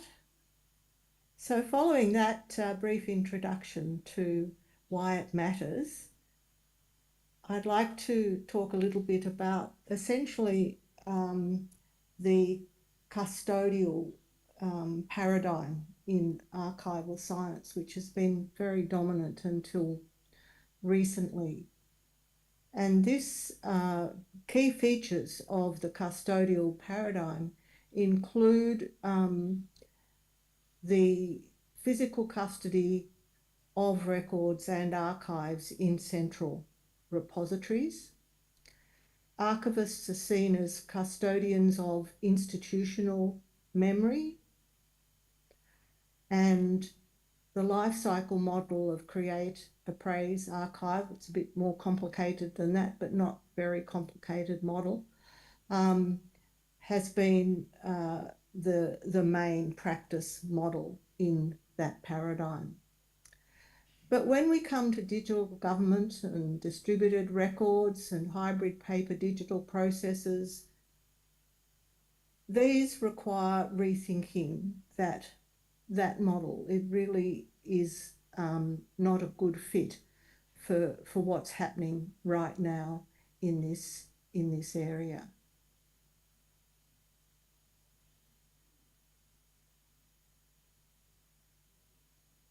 The records continuum theory challenges what has been happening in the past, and particularly challenges the usefulness and values and validity of the life cycle model. And it's particularly relevant in a digital context. The theory and the model were developed by my colleague, the late Dr. Frank Upwood at Monash and others at Monash, and is Australia's major contribution to the theoretical field. Archiving and record keeping are seen as integrated processes, not separate as they are in the life cycle stages. And they play a key role in governance and accountability, remembering and forgetting, and forming our identities.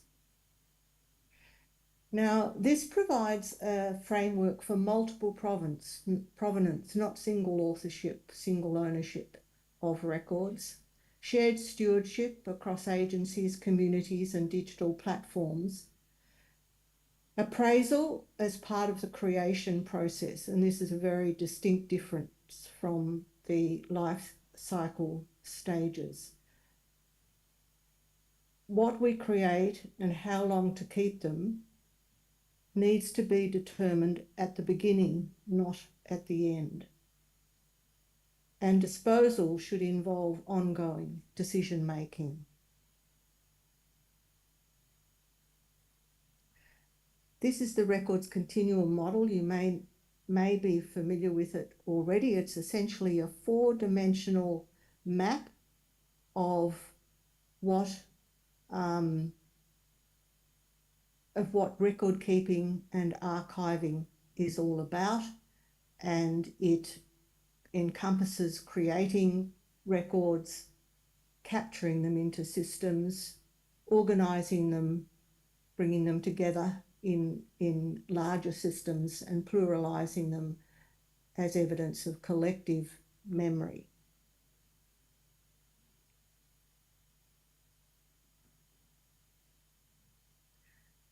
One of the key concepts that's associated with this records continuum thinking is that of somewhere beyond custody, that many records and archives exist away from the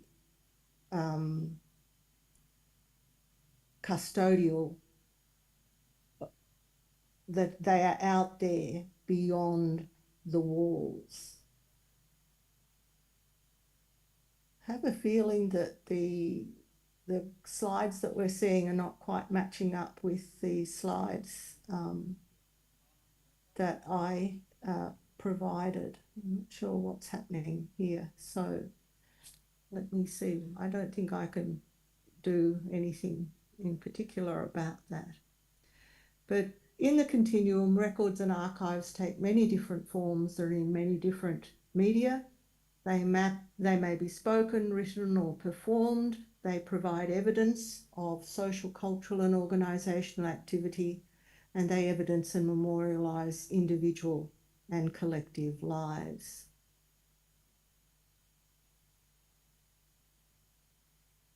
Why should we adopt? Can we catch up with the slides? Why should we adopt the records continuum model?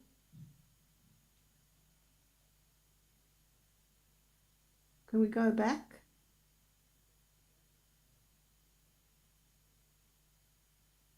Back, still, another one.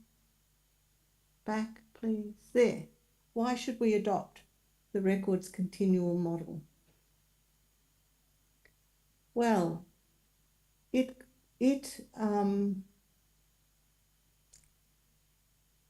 continuum thinking essentially aligns with stewardship across agencies, communities, and digital platforms. And digital government systems, distributed records, hybrid paper digital processes require rethinking and essentially setting aside the life cycle assumptions.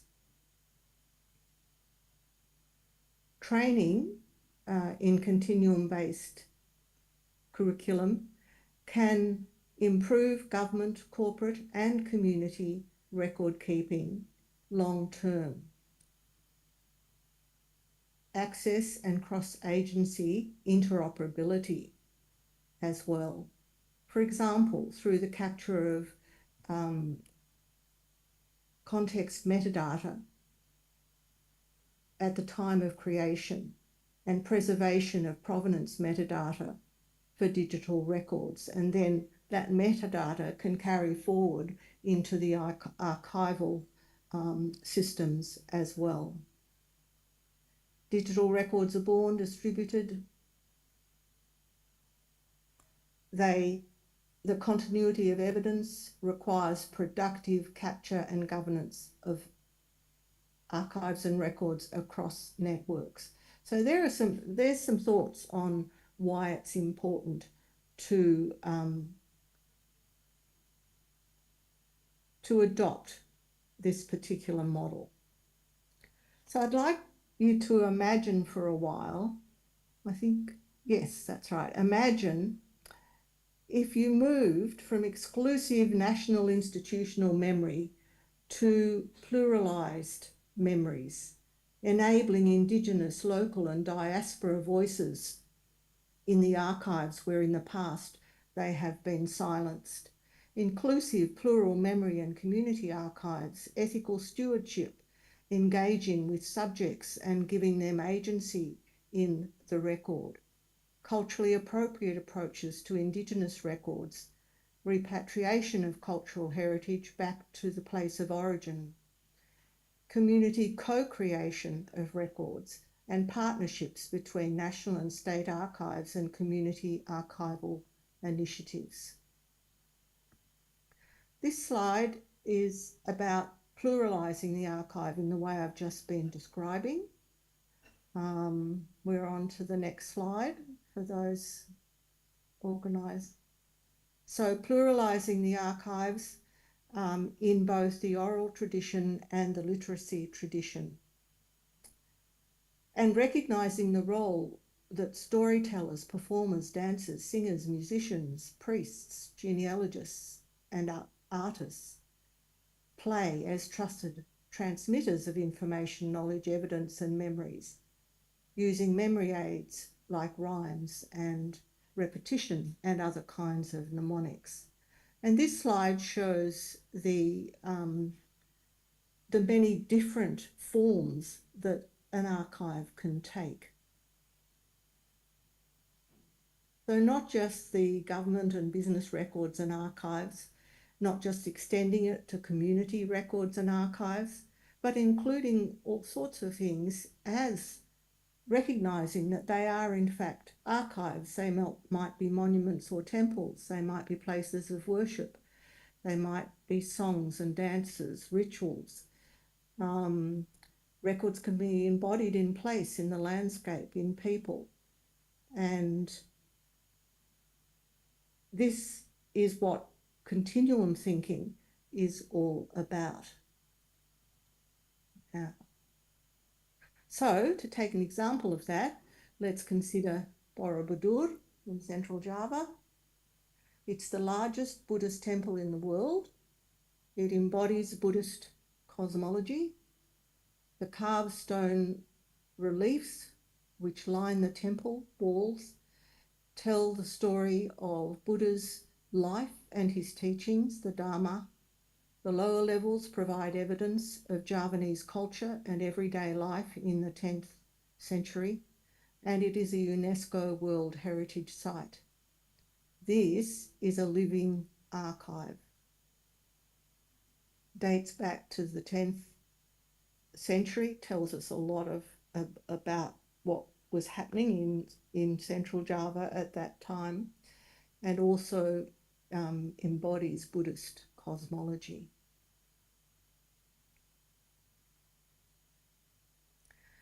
Songs and dance also can embody knowledge and memories.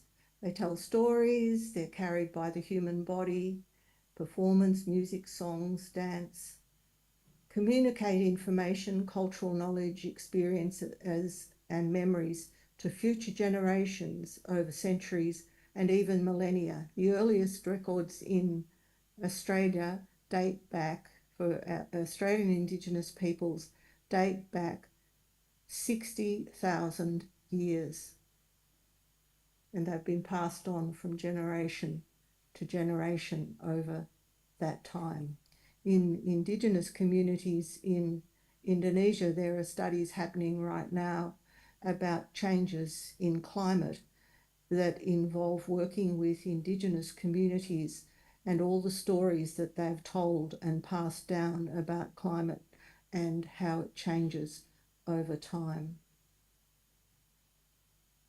Here I have also put some examples of dances. Let me just see, yes, that's the one we're going to now. And how they pass on so much knowledge. And one of them is the court dance, Serimpi, from the Yogyakarta Palace. And it embodies the courtesy and gentleness of that palace. And it dates from the Mataram kingdom of Sultan Agung, and it is still performed regularly at the palace. And the other one is the Barong dance, which embodies the struggle of good and evil and dates from pre-Hindu Bali. I just want to go quickly now because I'm sure I'm running out of time, but I just wanted to touch on major developments in archival science that are very important, and we've heard quite a lot this morning from others about the programs that are now available across the world and in Indonesia, and that's very encouraging to know that this has been developing over the past decade, since about the 1980s, I guess. And that we have certificate and bachelor's degrees, but increasingly master's degrees, and in particular research degrees, master's research and PhD research, which are very important to the maturity of a discipline and a science. There's lots of scholarships, I was just going to say, in relation to education, just adding to what other speakers have said. Lots of Indonesian students study in other countries, and some of you who've been speaking have had that experience, and we have had a lot of Indonesian students at Monash and in the US, in the UK, in Japan, a lot of different places in the world. The numbers of professionals in our field are growing everywhere. Research grants and being made to record keeping and archiving research from the major granting bodies in countries all around the world. And we've joined the archive the iSchools movement. I'm not sure if you have an iSchool or iSchools in Indonesia, but this brings together in an organisation, worldwide organisation, about 130 programs which teach archival science, library science, information science, brings together all aspects of research and teaching about information and generally in all its different forms. And this is what unites those schools that join that movement. And so perhaps if you're not aware of it already, which you may well be, forgive me if I'm just telling you something that you already know. But if you don't know about the iSchools movement, it's a good movement to get involved with.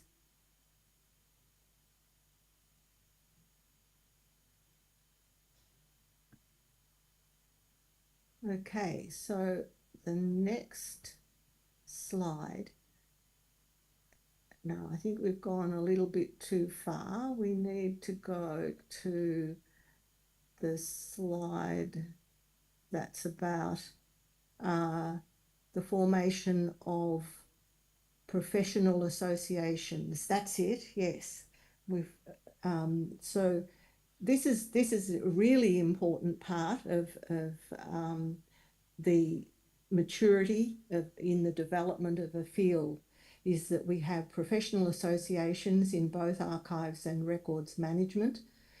We have increasingly highly ranked journals in the field internationally and at national level. And we have national and international conferences and also events like this, symposiums like this, which are very important for us to get involved with, because often archives and records are, there's not a great mass of people in any one country. We don't necessarily have critical masses of people in any one country in this field. So we need these international and national organisations to bring us all together to learn from each other. In Australia, we have the Records Management and Information Management Professionals Association, and we have the Australian Society of Archivists. We have some really great journals, as I said. Call your attention particularly to Archival Science, which is a truly international journal, and some papers are now on open access, free, and they are increasingly publishing open access free. So that's a great development.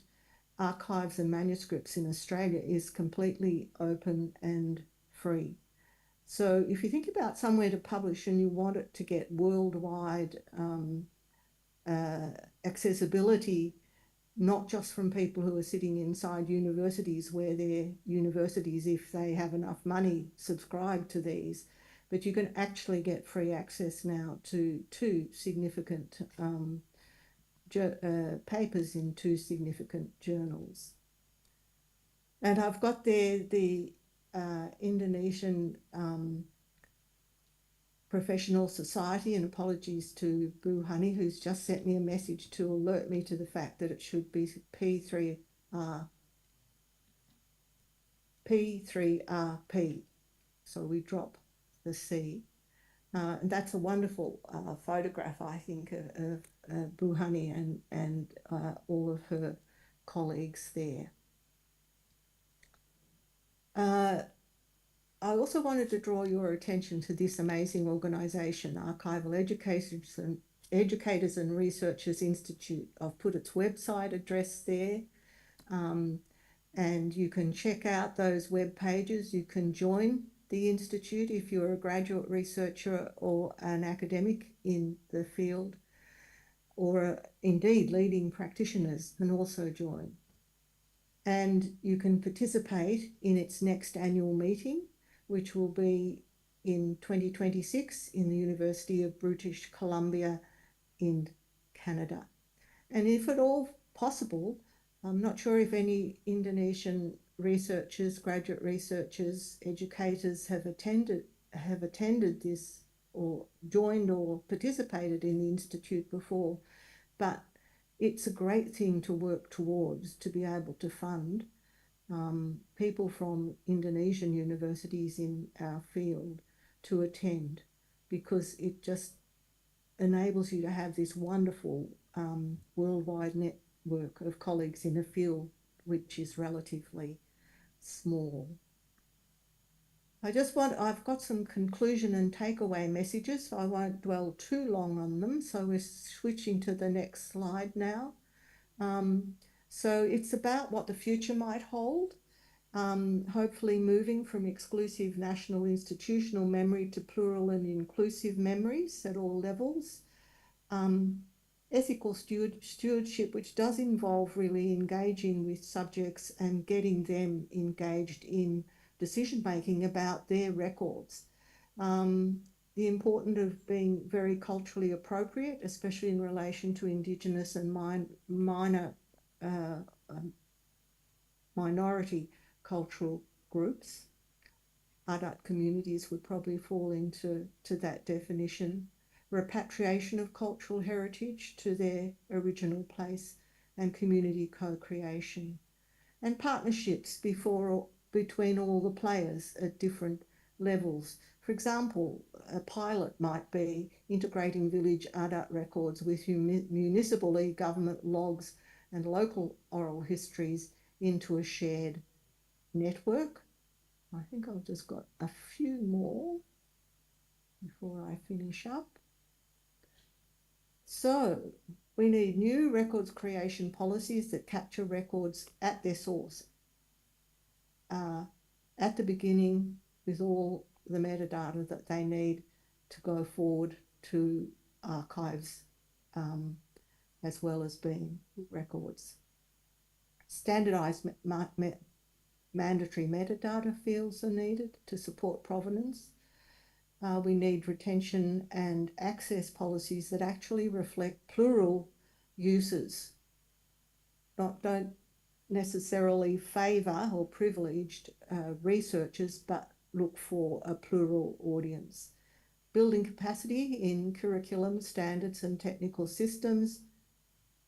National archives, ministries, regional archives, universities, to update record-keeping regulations to include records continuum approaches, to pilot continuum-based approaches across provinces, and to look at how to fund community archives pilots. And at that point, terima kasih. It's been great to join you. I'm sorry I couldn't be there in person.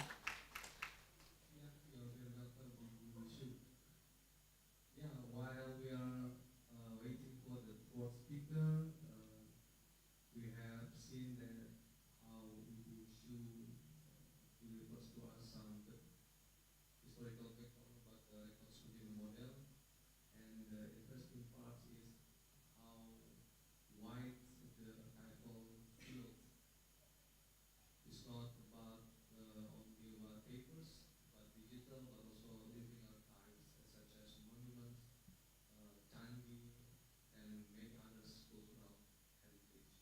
So archival science and archival studies is not mainly about its own identity, but more about connection with others. Okay, we will have our Q&A session. I will open for three questioner. Okay, Pak Joko, two others.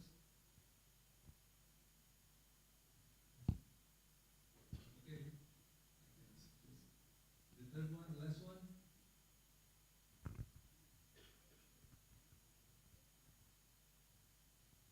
Oh, di Zoom. Okay. Ada di Zoom satu.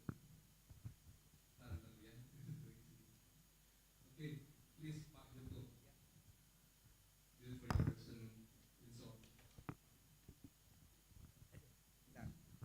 Bismillahirrahmanirrahim. Saya barangkali ya, ini dua pertanyaan untuk speaker Indonesia, saya pakai bahasa Indonesia, nanti yang satu Ibu Su pakai bahasa Inggris. Untuk Profesor Nurdin, Assalamualaikum Profesor Nurdin. Waalaikumsalam warahmatullahi wabarakatuh. Ya, nama saya Joko Utomo, barangkali saya peserta yang paling tua, umur sudah 76. Ya. Ya. Saya sungguh berterima kasih dan mengapresiasi ya yang sangat tinggi terhadap terhadap artikel atau tulisan Profesor Nurdin. Archive versus hoax. Nah, yang ingin saya tanyakan yang pertama adalah ya yang berkaitan kalau sebetulnya begini. Menurut paham postmodern, apa yang Profesor Nurdin itu ya itu juga tapi bukan postmodern. Tetapi menurut paham postmodern, arsip itu sudah tidak objektif. Arsip itu sudah tidak netral. Arsip itu sudah tidak imparsial. Bagaimana pendapat Profesor Nurdin terhadap ini? Karena ini seperti disampaikan oleh teoris-teoris kearsipan, misalnya saja dari Terry Cook tahun 2001 sudah mengatakan begitu. Kemudian yang kedua, masalah hoax. Ada yang mengatakan bahwa hoax itu adalah anak kandung dari post-truth. Sehingga kalau kita sejajarkan bahwa itu anak kandung, berarti ya sebetulnya orang tua sama anaknya sama-sama hoax gitu. Mohon pencerahan Profesor Nurdin. Kemudian yang kedua, Mas Prabu ya panggilannya ya. Mas Prabu, saya terima kasih banyak ya. Jadi dari dari perpustakaan yang melalang buana lah itu. Begini Mas Prabu, saya ingat betul ya tahun 69 ya, tahun 69 pada penghujung tahun 69, tanggal 16 sampai 19 Desember 1969, Indonesia menyelenggarakan suatu seminar Sarbika dengan tajuk Tropical Archipology. Istilah tropical, tentu saja tropical archipology ini sebetulnya kalau menurut saya itu diilhami dari penulis Prancis ya, Yves Perrotin yang menulis buku The Manual of Tropical Archipology. Yang ingin saya sampaikan adalah ya tahun 69 sudah menggunakan istilah archipologi. Istilah lain dari archival science. Istilah lain ya dari archival studies. Istilah lain dari archive studies. Istilah lain dari arkivistik. Baik, Profesor Eric Ketteler dari University of Amsterdam, tempatnya Mas Rais belajar sekarang, itu dia tidak pernah mau disebut Profesor Archival Science. Dia ingin Profesor Arkivistik. Nah itu. Nah jadi pertanyaan, karena Mas itu Mas Prabu kan bagaimana masalah penyelenggaraan pendidikan di perguruan tinggi. Yang ingin saya tanyakan adalah saya itu melihat ya ada satu buku pengantar ilmu kearsipan Profesor Sulistyo Basuki ya. Bukunya lebih dari 500 halaman. Tetapi ketika beliau berbicara ilmu kearsipan ya kurang lebih ya di dalam bahasa Inggris adalah archive studies. Yakni ilmu yang mempelajari atau memfokuskan diri pada ya pengelolaan arsip yang bernilai permanen. Menurut saya, ini mohon izin ya, saya bukan itu kan ya, Jadi saya itu sudah lebih dari Medan daripada orang Medan. Jadi begini, jadi Profesor Sulistyo Basuki, saya baru punya 2 bukunya beliau, 2007 diterbitkan pengantar itu dan 2019. Kabarnya sampai 2023. Tetapi dari 500 halaman lebih itu, beliau mengatakan, yaitu tadi, itu hanya 2 kalimat 4 baris. Dan itu pun tidak, menurut saya tidak tepat.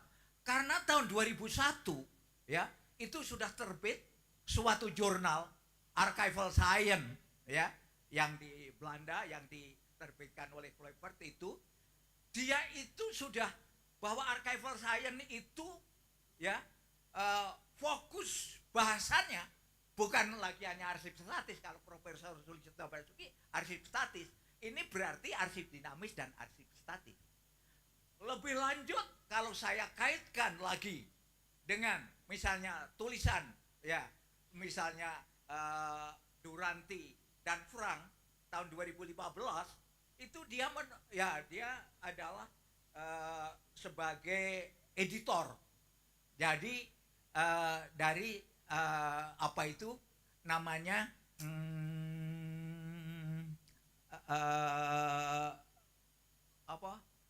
archival science. Tapi saya itu kadang-kadang itu ya. Oke, tetapi itulah archival science. Dan itu dengan tegas dikatakan bahwa objek archival science adalah arsip dinamis, arsip statis. Itu kalau orang Belanda. Kalau di sini ada kawan saya, ada ketua dari PG3RI, itu adalah rekod dan archive. Itu.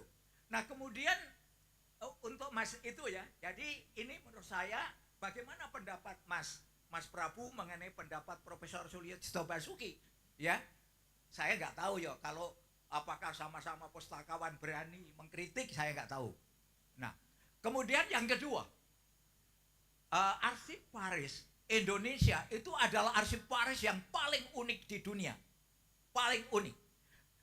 Tadi ya, saya perhatikan fokus record management sama archive management. Nah, saya harus laporkan kepada Mas Prabu, ketika saya jadi kepala arsip nasional, ya, jadi ketika itu di arsip nasional itu yang namanya conservator atau preservator itu sudah merupakan ya merupakan bagian jabatan fungsional arsiparis. Nah, oleh karena itu izinkan saya menyatakan arsiparis Indonesia paling unik di dunia karena dia terdiri atas record manager atau record administrator, archivist, sama preservator atau conservator. Nah, ketika itu anak buah saya, ketika saya menghubungi Perpustakaan Nasional sama museum untuk melepaskan preservator atau conservator sendiri, karena di mana-mana preservator conservator itu warga negara kelas 2. Jadi waktu di Belanda itu sendiri, ya. Nah, itu kawan-kawan di Arsip Nasional protes ke saya, datang ke saya, mereka, wah udah Pak Joko itu tidak sayang pada kami. Sayang apa? Saya bilang, loh kalau Bapak mau mengeluarkan preservator conservator, Bapak berarti nggak sayang. Loh, bukan, saya sayang sama kalian. Bukan Pak, kalau Bapak keluarkan, kami arsiparis ini, kami ini bukan arsiparis, tidak dapat poin angka kredit dan tidak dapat koin. Nah itu, jadi mohon pendapatnya ini Mas Prabu bagaimana. Kemudian Profesor Su ya, Prof Su, good morning Profesor Su Mekemis, Prof. Okay, Prof. My name is Joko Tomo. I met you in Yogyakarta last year in December 2024. Yeah, I was remembering that you delivered your presentation was very nice. And one of the about the dance. Yeah, I still remember about the dance. That the dance is how do you call it? Considered as archive, something like that. What I would like to ask you is, what I ask you is, yeah, because your paper is regarding on the origin and development of archival science. As far as I know, there are the first actually, yeah, Michael Hussein, yeah, in 1992, yeah, he said that archival science did not emerge until 17th century. But I also reading, yeah, some book that actually that is the origin of the archival science was emerged in the 16th century, yeah, by, yeah, by Jacob von Ramingen. This is it. What I would like to ask you is, what is actually this?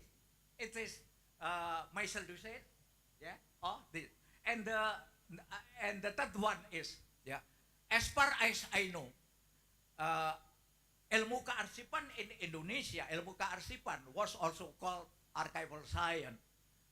Yeah, I still remembering.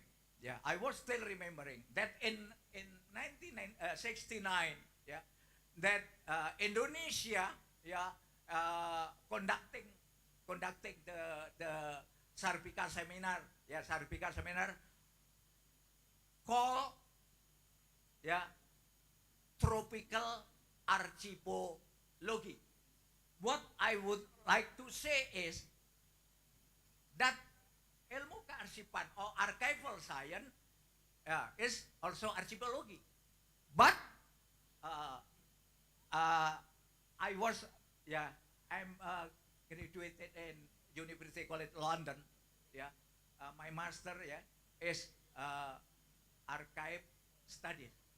It means, what does it mean?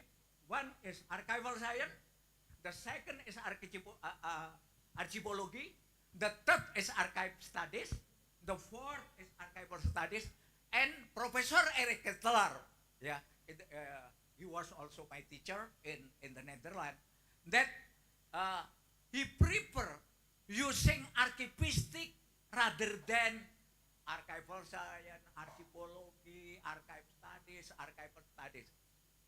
What I would like to ask you is it possible to make one term like archival science, like your presentation, like Mas Prabu presentation, or we still can use about 5 terms, yeah, terms. Thank you very much, Professor Shu. I was born in Klaten. Thank you. Thank you, Pak Joko. My husband was born in Klaten, and my children and grandchildren live in the province of Klaten. So lots of really good people come from there, don't they? Pak Joko, saya 75 tahun.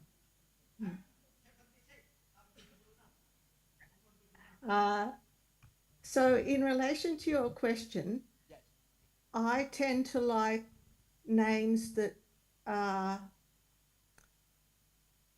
something. The problem with the word archives is that it's understood often just to mean historical records, not to include current record keeping. And the records continuum looks to integrate thinking about current record keeping and historical record keeping.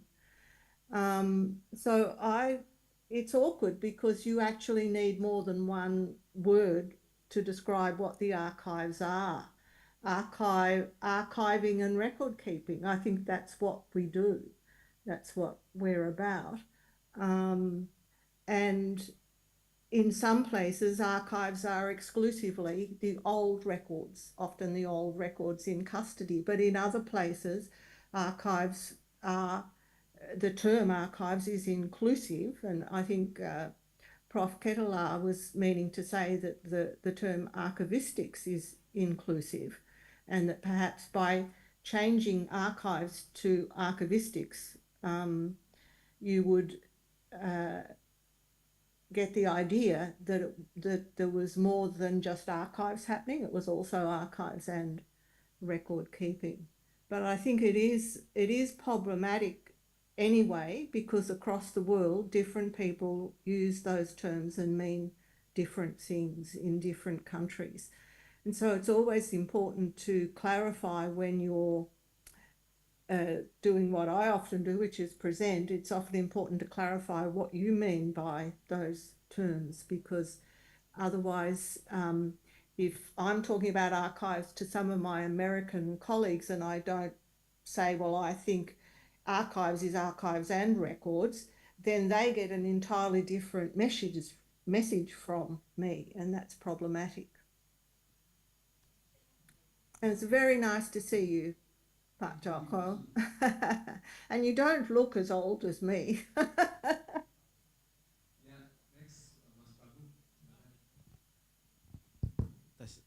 Baik, Assalamualaikum.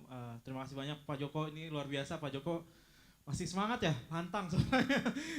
Tepuk tangan untuk Pak Joko aja. Baik, tadi ada 2 pertanyaan ya Pak Joko ya. Jadi saya jawabnya Pak Indonesia atau Indonesia ya? Oke. I will answer in bahasa Indonesia ya. Saya yang jawab bahasa Indonesia. Jadi benar tadi Pak Joko. Jadi memang di pendidikan kami di UI, kami membedakan antara record dan arsip. Jadi memang tadi sesuai dengan jawabannya Prof. Su ya. Jadi memang record itu identik dengan arsip yang dinamis tadi ya, arsip yang dinamis. Dan memang istilah ini juga sempat jadi perdebatan ya di kami ya, masalah kenapa sih namanya record gitu ya, kenapa enggak kan kalau arsip itu sama-sama arsip gitu ya. Tapi memang karena memang kalau di kalau di pendidikan memang perlu dibedakan ya Bapak Ibu semuanya. Jadi Pak Joko, jadi memang ketika kita mengelola record gitu, dia sewaktu-waktu record itu kan masih bisa berubah, misalkan ada seriesnya ya. Sedangkan kalau arsip itu identik, arsip statis itu identik dengan arsip yang harus disimpan permanen. Memang itu ini masih secara sains ini dan ini banyak juga di negara-negara lain, mereka membedakan antara record dan manajemen, records management dan juga arsip ya. Istilah record dan arsip itu memang di seluruh dunia memang dibedakan. Nah, ini pendidikan di Indonesia sebenarnya banyak juga mengambil inspirasi dari pendidikan lainnya. Contoh misalnya ketika saya lulus, saya juga membawa pengalaman dan juga pendidikan yang saya terima, lalu saya juga tuangkan di dalam kurikulum ya pendidikan. Jadi memang dan ini juga kaitannya dengan sejarah sebenarnya Pak ya. Jadi memang dari yang kami dapat, jadi saya juga sebenarnya saya anak kemarin sore jadi saya mendapatkan pendidikan memang sudah ditanamkan ada perbedaan itu antara record dan arsip. Jadi memang dan itu juga ketika saya baca literatur yang lain memang ada perbedaan dalam penanganannya. Jadi memang itu yang terjadi. Jadi itu yang kita implementasikan ke dalam pendidikan tinggi di UI. Nah, terkait nama, apakah archival science atau archival studies ya Pak ya? Ini yang disampaikan oleh Pak Sulis atau Prof Sulis ya. Jadi studies ya. Sedangkan kalau di luar archival science. Saya mengikuti Pak perdebatan tentang itu. Jadi termasuk pemilihan kata antara kajian ya. Kalau di bahasa Indonesia kan studies itu kajian ya. Dan kalau science atau ilmu. Nah, ini memang sebenarnya ada banyak faktor sebenarnya Pak. Jadi saya juga beberapa kali terlibat dalam diskusi itu. Termasuk salah satu pemilihan nama di S3 kita. Jadi kita punya nama S3 Pak. Itu kajian informasi, bukan information science. Kalau di luar kan namanya studi-studi luar program studi di luar negeri biasanya library information science atau information science. Sedangkan di Indonesia di UI ya, maksudnya bukan di Indonesia, di UI sendiri kita pakai nama kajian informasi. Jadi memang ini kaitannya dengan, kalau saya boleh bilang ya, ini mungkin kaitannya dengan politik organisasi Pak.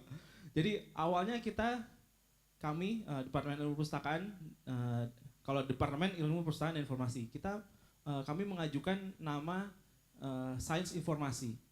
Namun pada perjalanannya kita sudah mulai menjajakan untuk pembukaan program itu dari 2011. Saya ingat betul, saya juga terlibat, Pak Zul, Pak Sulis itu mengusulkan nama Sains Ilmu Informasi ya.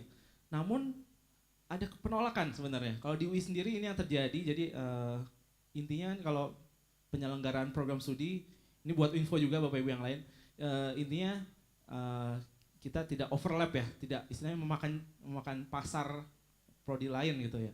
Jadi pemilihan kata, kenapa sih namanya kajian, kenapa enggak sains informasi gitu. Jadi memang ada penolakan dari waktu itu dari Senat UI, bahwa ketika namanya sains informasi akan berkaitan dengan sistem informasinya Fasilkom seperti itu. Nah, jadi ada istilah ada influence dari politik organisasi juga jadi Pak. Nah, terkait pemilihan kata antara studies dan science. Jadi selain dari politik organisasi, tapi juga sebenarnya dari konsep apa yang dipelajari sebenarnya. Ini jadi saya juga pernah terlibat diskusi ini. Jadi banyak juga nama program studi di luar itu namanya information studies, ada yang juga kajian-kajian ya. Jadi intinya ketika menggunakan kata studies identik dengan ilmu itu tidak berkembang gitu ya.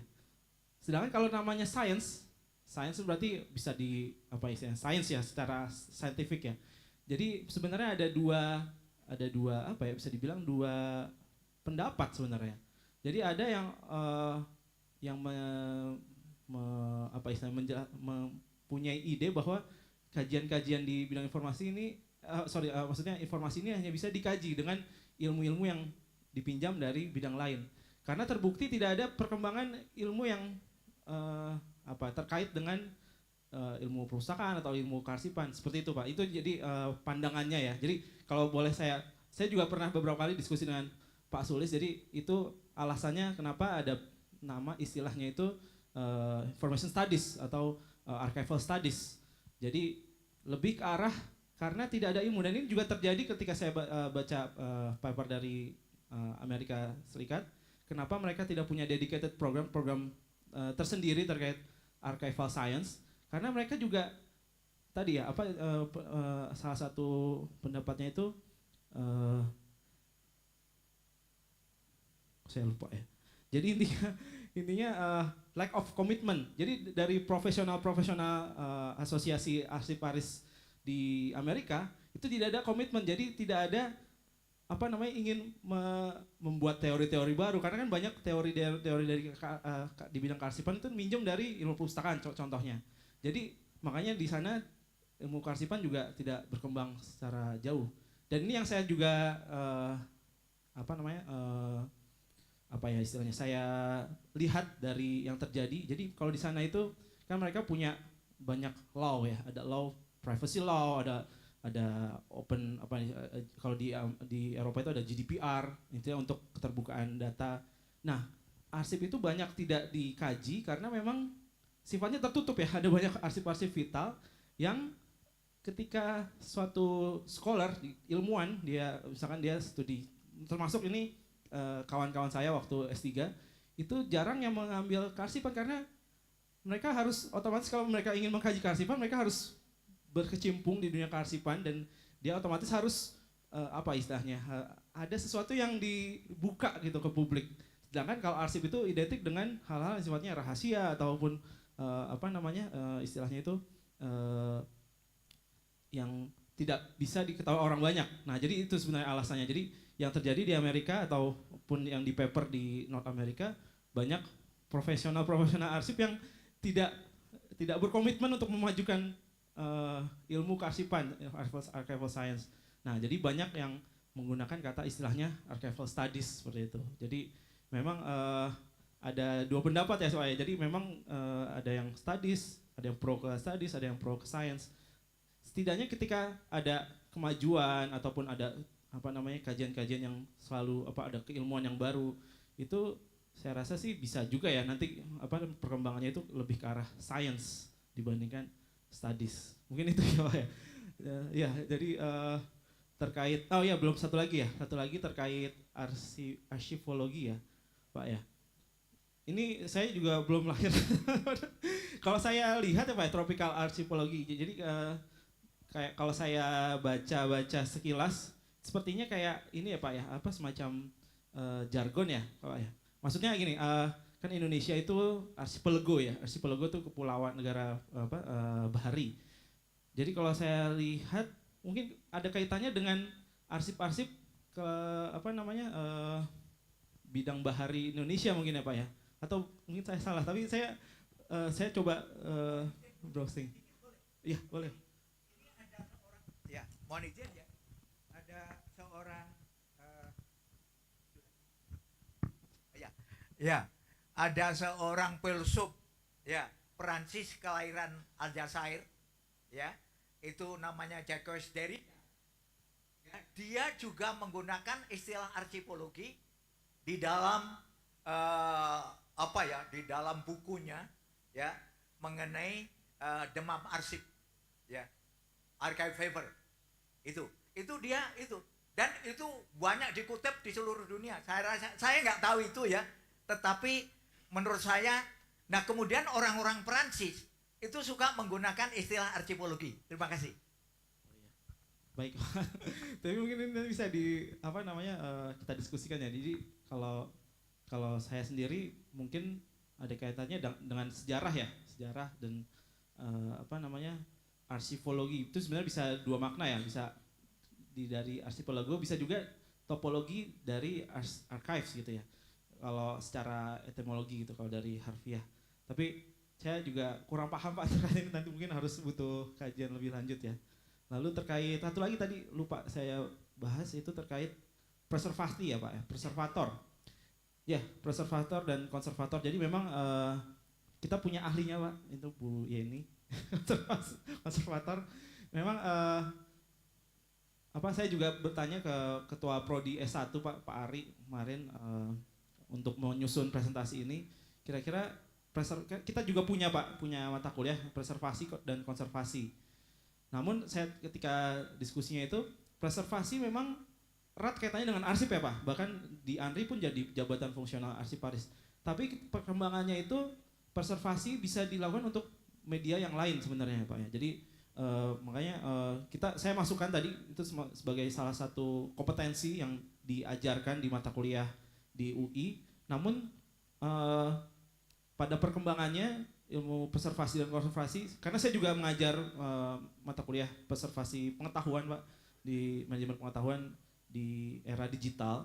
Jadi memang preservasi itu kalau mengalami perkembangan yang tidak hanya di arsip, tapi juga di media-media lain, termasuk di era digital bagaimana kita bisa menyimpan pengetahuan dari tacit ke eksplisit, lalu juga menyimpan preservasi manuskrip. Mungkin kalau arsip kaitannya dengan manuskrip, tapi preservasi bisa sangat luas, bisa jadi pada keilmuan secara preservasi itu bisa ke macam-macam jadinya. Jadi memang kalau awalnya itu jabatan fungsional arsiparis, ya memang betul awalnya kaitannya dengan arsip-arsip atau naskah manuskrip kuno. Namun kalau sekarang kita mengajarkan juga preservasi yang sifatnya lebih luas. Mungkin itu ya Pak ya. Mudah-mudahan terjawab semuanya. Terima kasih banyak Pak Joko. Selanjutnya Prof. Rudin bisa menjawab pertanyaan dari Pak Joko mengenai post dan kaitan dengan notes. Oke, moderator, pertama saya ucapkan terima kasih kepada Pak Joko, dan terima kasih yang kedua pada semangatnya Pak Joko, ini luar biasa sekali. Berapa tadi sudah 75 itu atau lebih umurnya, alhamdulillah masih bahkan yang saya kira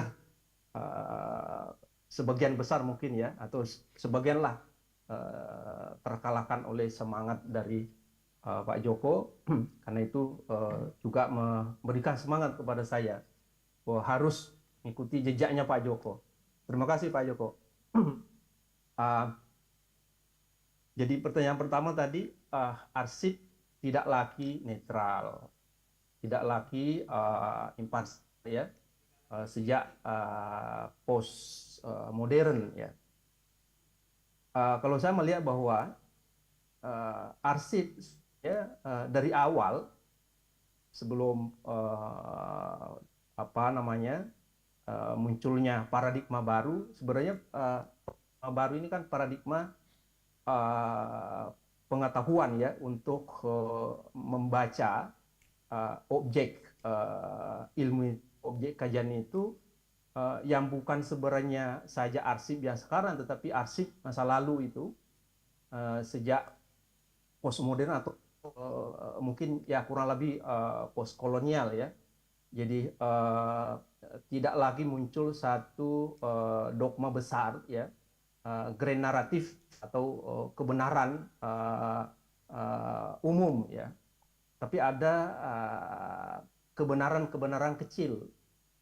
Sehingga dengan paradigma post modern ini yang melampaui apa namanya paradigma positivisme ya, itu kemudian hampir segala bentuk itu dipertanyakan.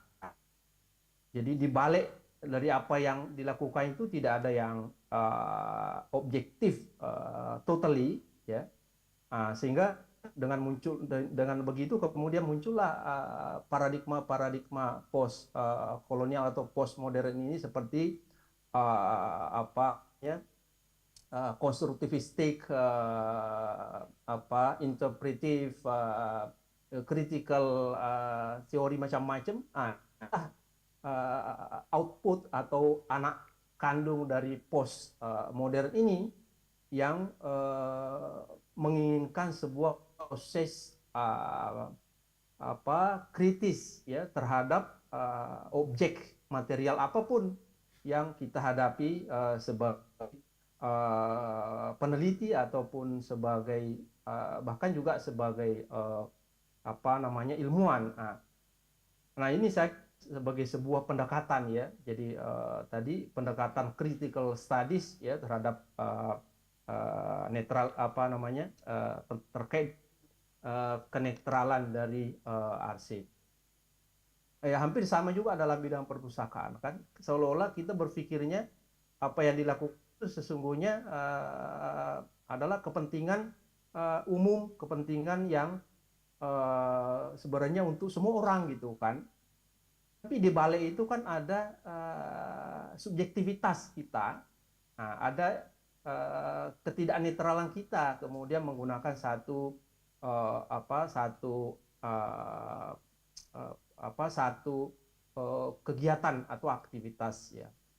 Katakanlah misalnya kalau dalam perpustakaan penggunaan katalog ya, apa namanya klasifikasi lah misalnya ya, klasifikasi isi gitu kan, atau apa namanya yang lainnya gitu kan. Kenapa misalnya kita ada DDC, kemudian ada klasifikasi yang lainnya, kenapa bukan hanya satu kalau itu memang itu apa yang dilakukan parsial gitu kan.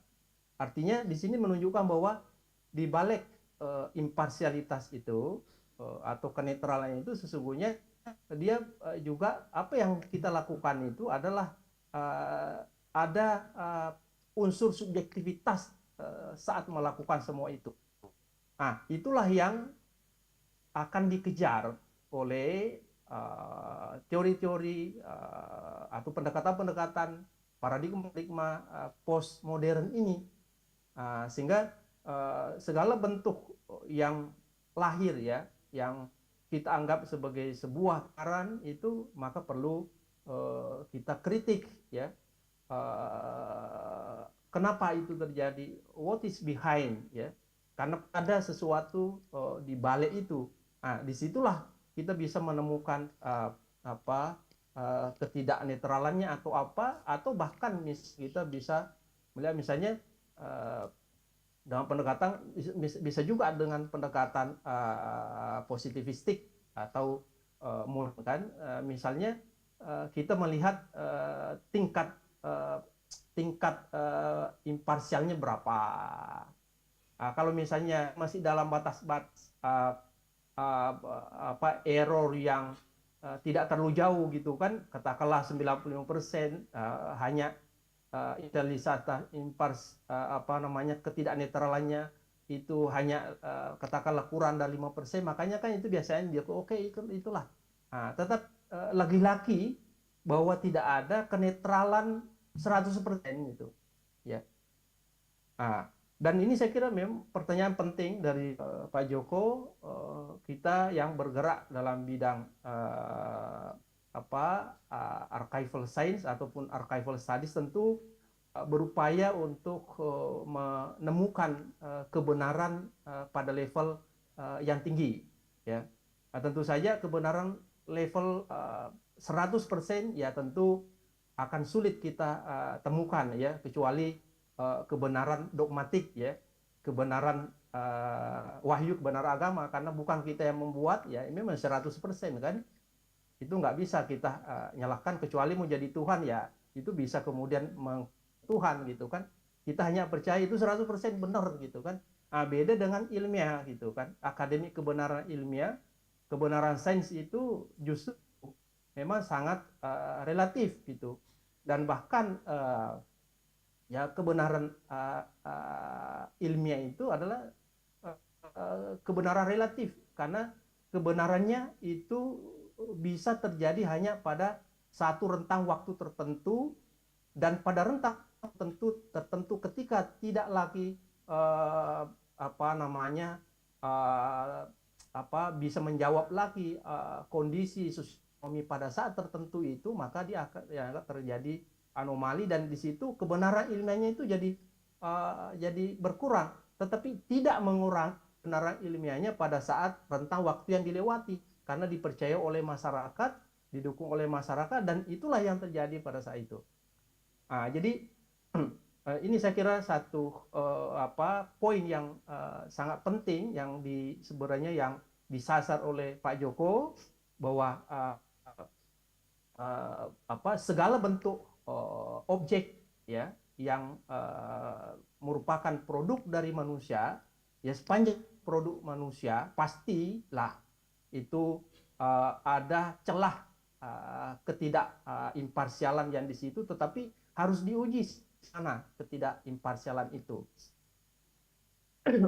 Itu seperti itu, kurang lebih seperti itu dari pertanyaan Pak Joko ya. Tentu saya yakin sebagai ya saya anggap grand chief ya Pak Joko ya, tentu punya wawasan jauh lebih luas ya daripada kami, karena waktu yang dilewati dengan membaca, bukan sekedar membaca tapi mengalami proses-proses itu ya, tentu ini akan menjadi sebuah kumpulan pengetahuan yang mungkin masih jauh daripada kami ya.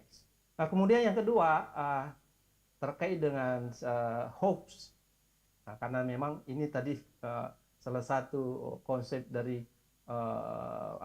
materi saya, itu anak kandung dari post-truth.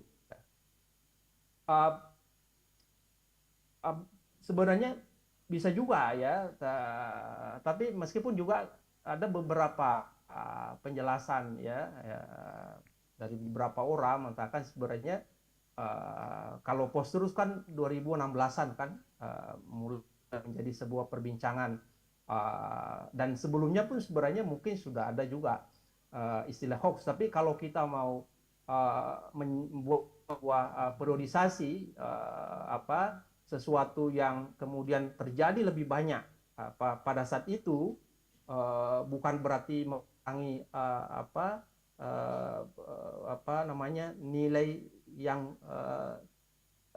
tingkat intensitasnya pada waktu tertentu itu, tidaklah mengurangi itu, tapi dengan membuat periodisasi bisa juga bahwa hoax ini adalah kandung dari postmodern ya, post truth, sorry, bukan postmodern tapi post truth ya. Karena memang post truth itu kan kebenaran objektif atau fakta objektif itu objektif itu terkalahkan oleh apa nama fakta-fakta fakta sentimen fakta apa namanya jadi fakta persepsi gitu kan. Karena sesuatu yang yang kita persepsikan dan kita mengulang-ulang ya, apalagi karena ini sebenarnya hoax kan muncul ya, ataupun post-truth ini kan menjadi buah era yang sangat era yang menjadi era yang telah didiskusikan ya di kita ya, kemudian menjadi istilah populer itu ketika teknologi ya, digitalisasi ataupun virtualitas menjadi sesuatu yang tidak bisa terpisahkan dari kita, sehingga transfer komunikasi informasi apapun itu menjadi lebih mudah, lebih cepat, lebih sangat cepat itu, sehingga kemudian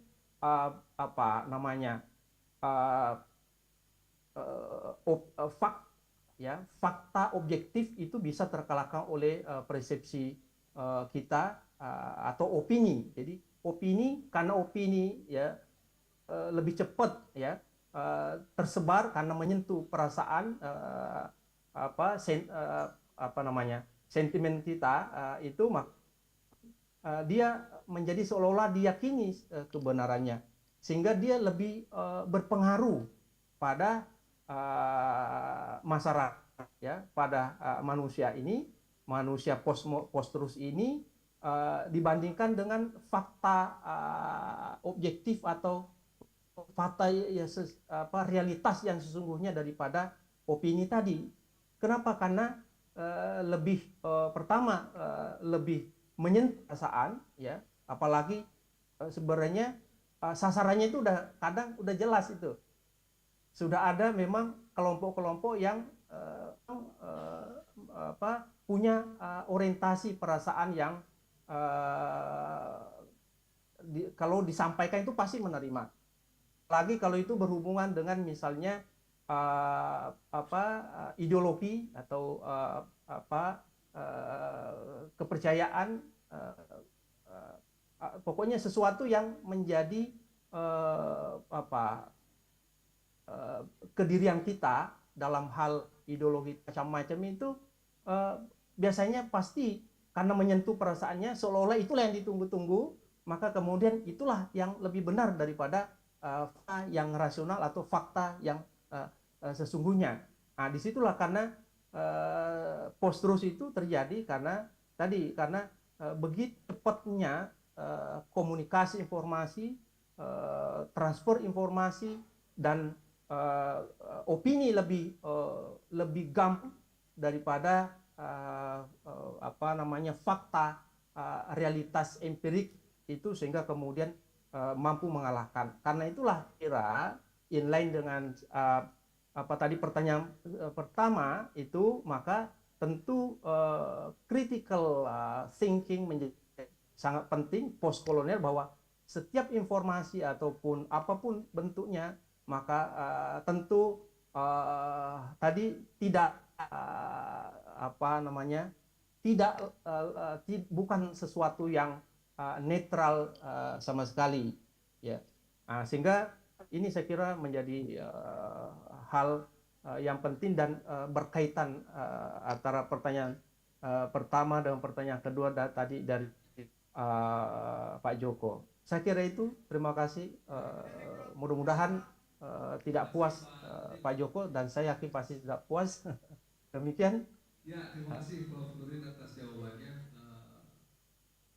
We already passed our limit of time, and we have another session right afterwards.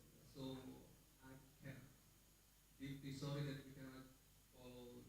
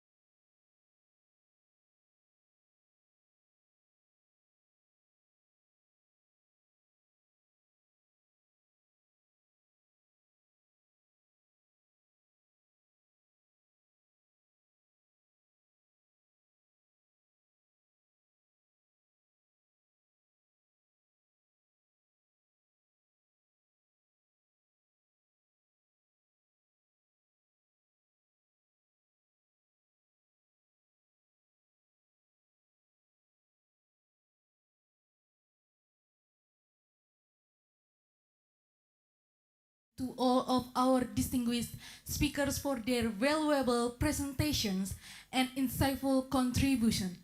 Ladies and gentlemen, please give a big round of applause. Now we respectfully invite Mr. Prabu and Mr. Raistiwar to return to your seats. Thank you.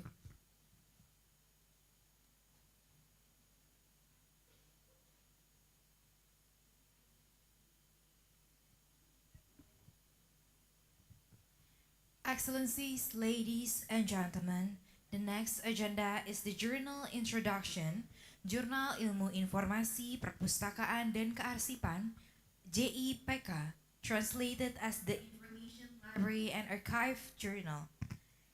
It's a journal published by the Department of Library and Information Science, Faculty of Humanities, Universitas Indonesia.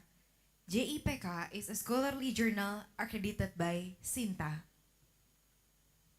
The introduction will be delivered in the form of a teaser video. We kindly invite you to watch the video.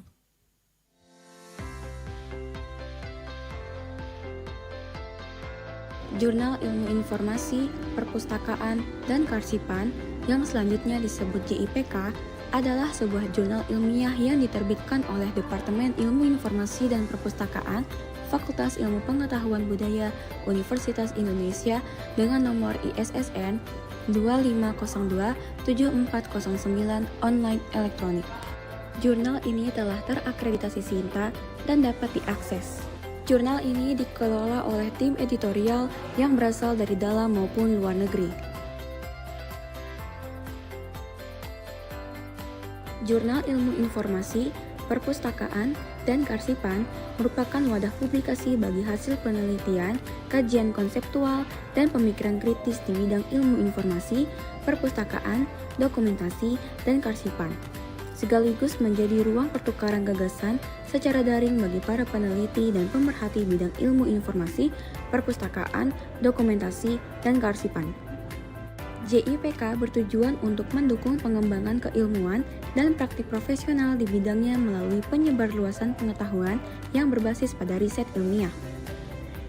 Artikel yang diterbitkan mencakup berbagai macam topik, seperti etika profesional pustakawan dan arsiparis manajemen perpustakaan, termasuk perpustakaan umum, perpustakaan khusus, perpustakaan sekolah, dan perpustakaan akademik.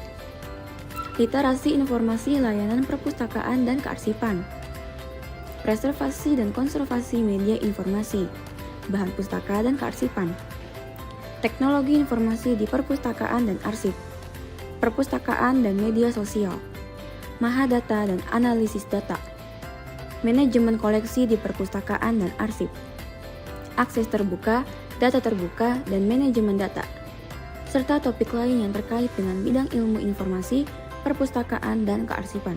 Jurnal ini terbuka bagi akademisi, peneliti, praktisi, pustakawan, dan arsiparis dari berbagai institusi di dalam dan luar negeri. Setiap naskah yang masuk akan melalui proses peer review untuk menjamin kualitas dan orisinalitas.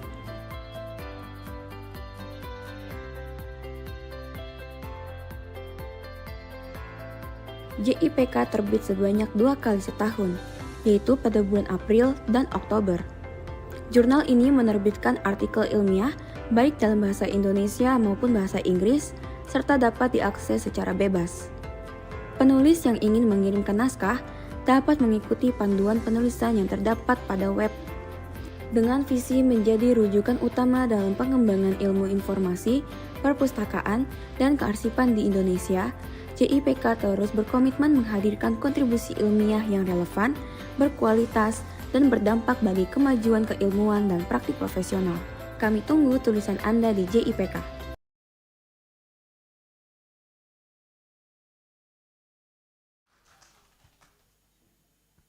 Distinguished guests, ladies and gentlemen, we have now reached the conclusion of today's program.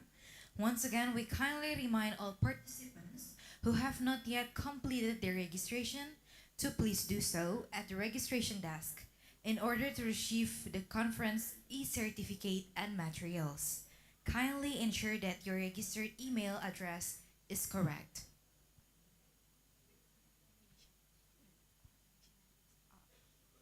In addition, please scan the barcode provided to access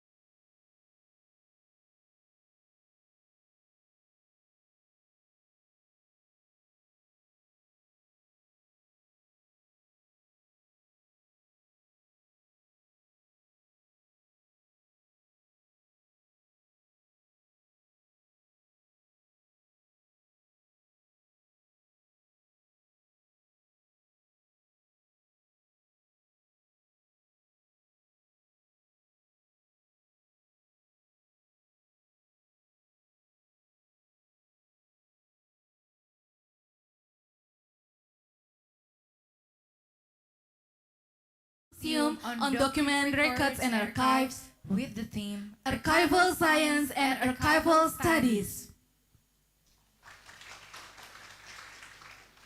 Excellencies, ladies and gentlemen, we are delighted to inform you that there is a special exhibition showbiz located at the corridor of Building 1, Auditorium, Faculty of Humanities, Universitas Indonesia.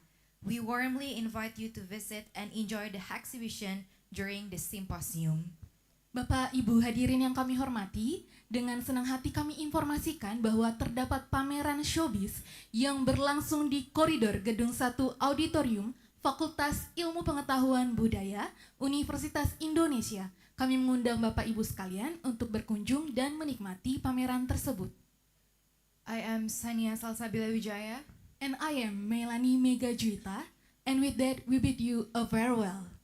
Wabillahi taufiq wal hidayah. Wassalamualaikum warahmatullahi wabarakatuh. Peace and blessings be upon us all. We would like to inform you that lunch is available for our VIP guests. Lunch is served in the corridor of the Auditorium 1 building, 1 in Universitas Indonesia. Thank you.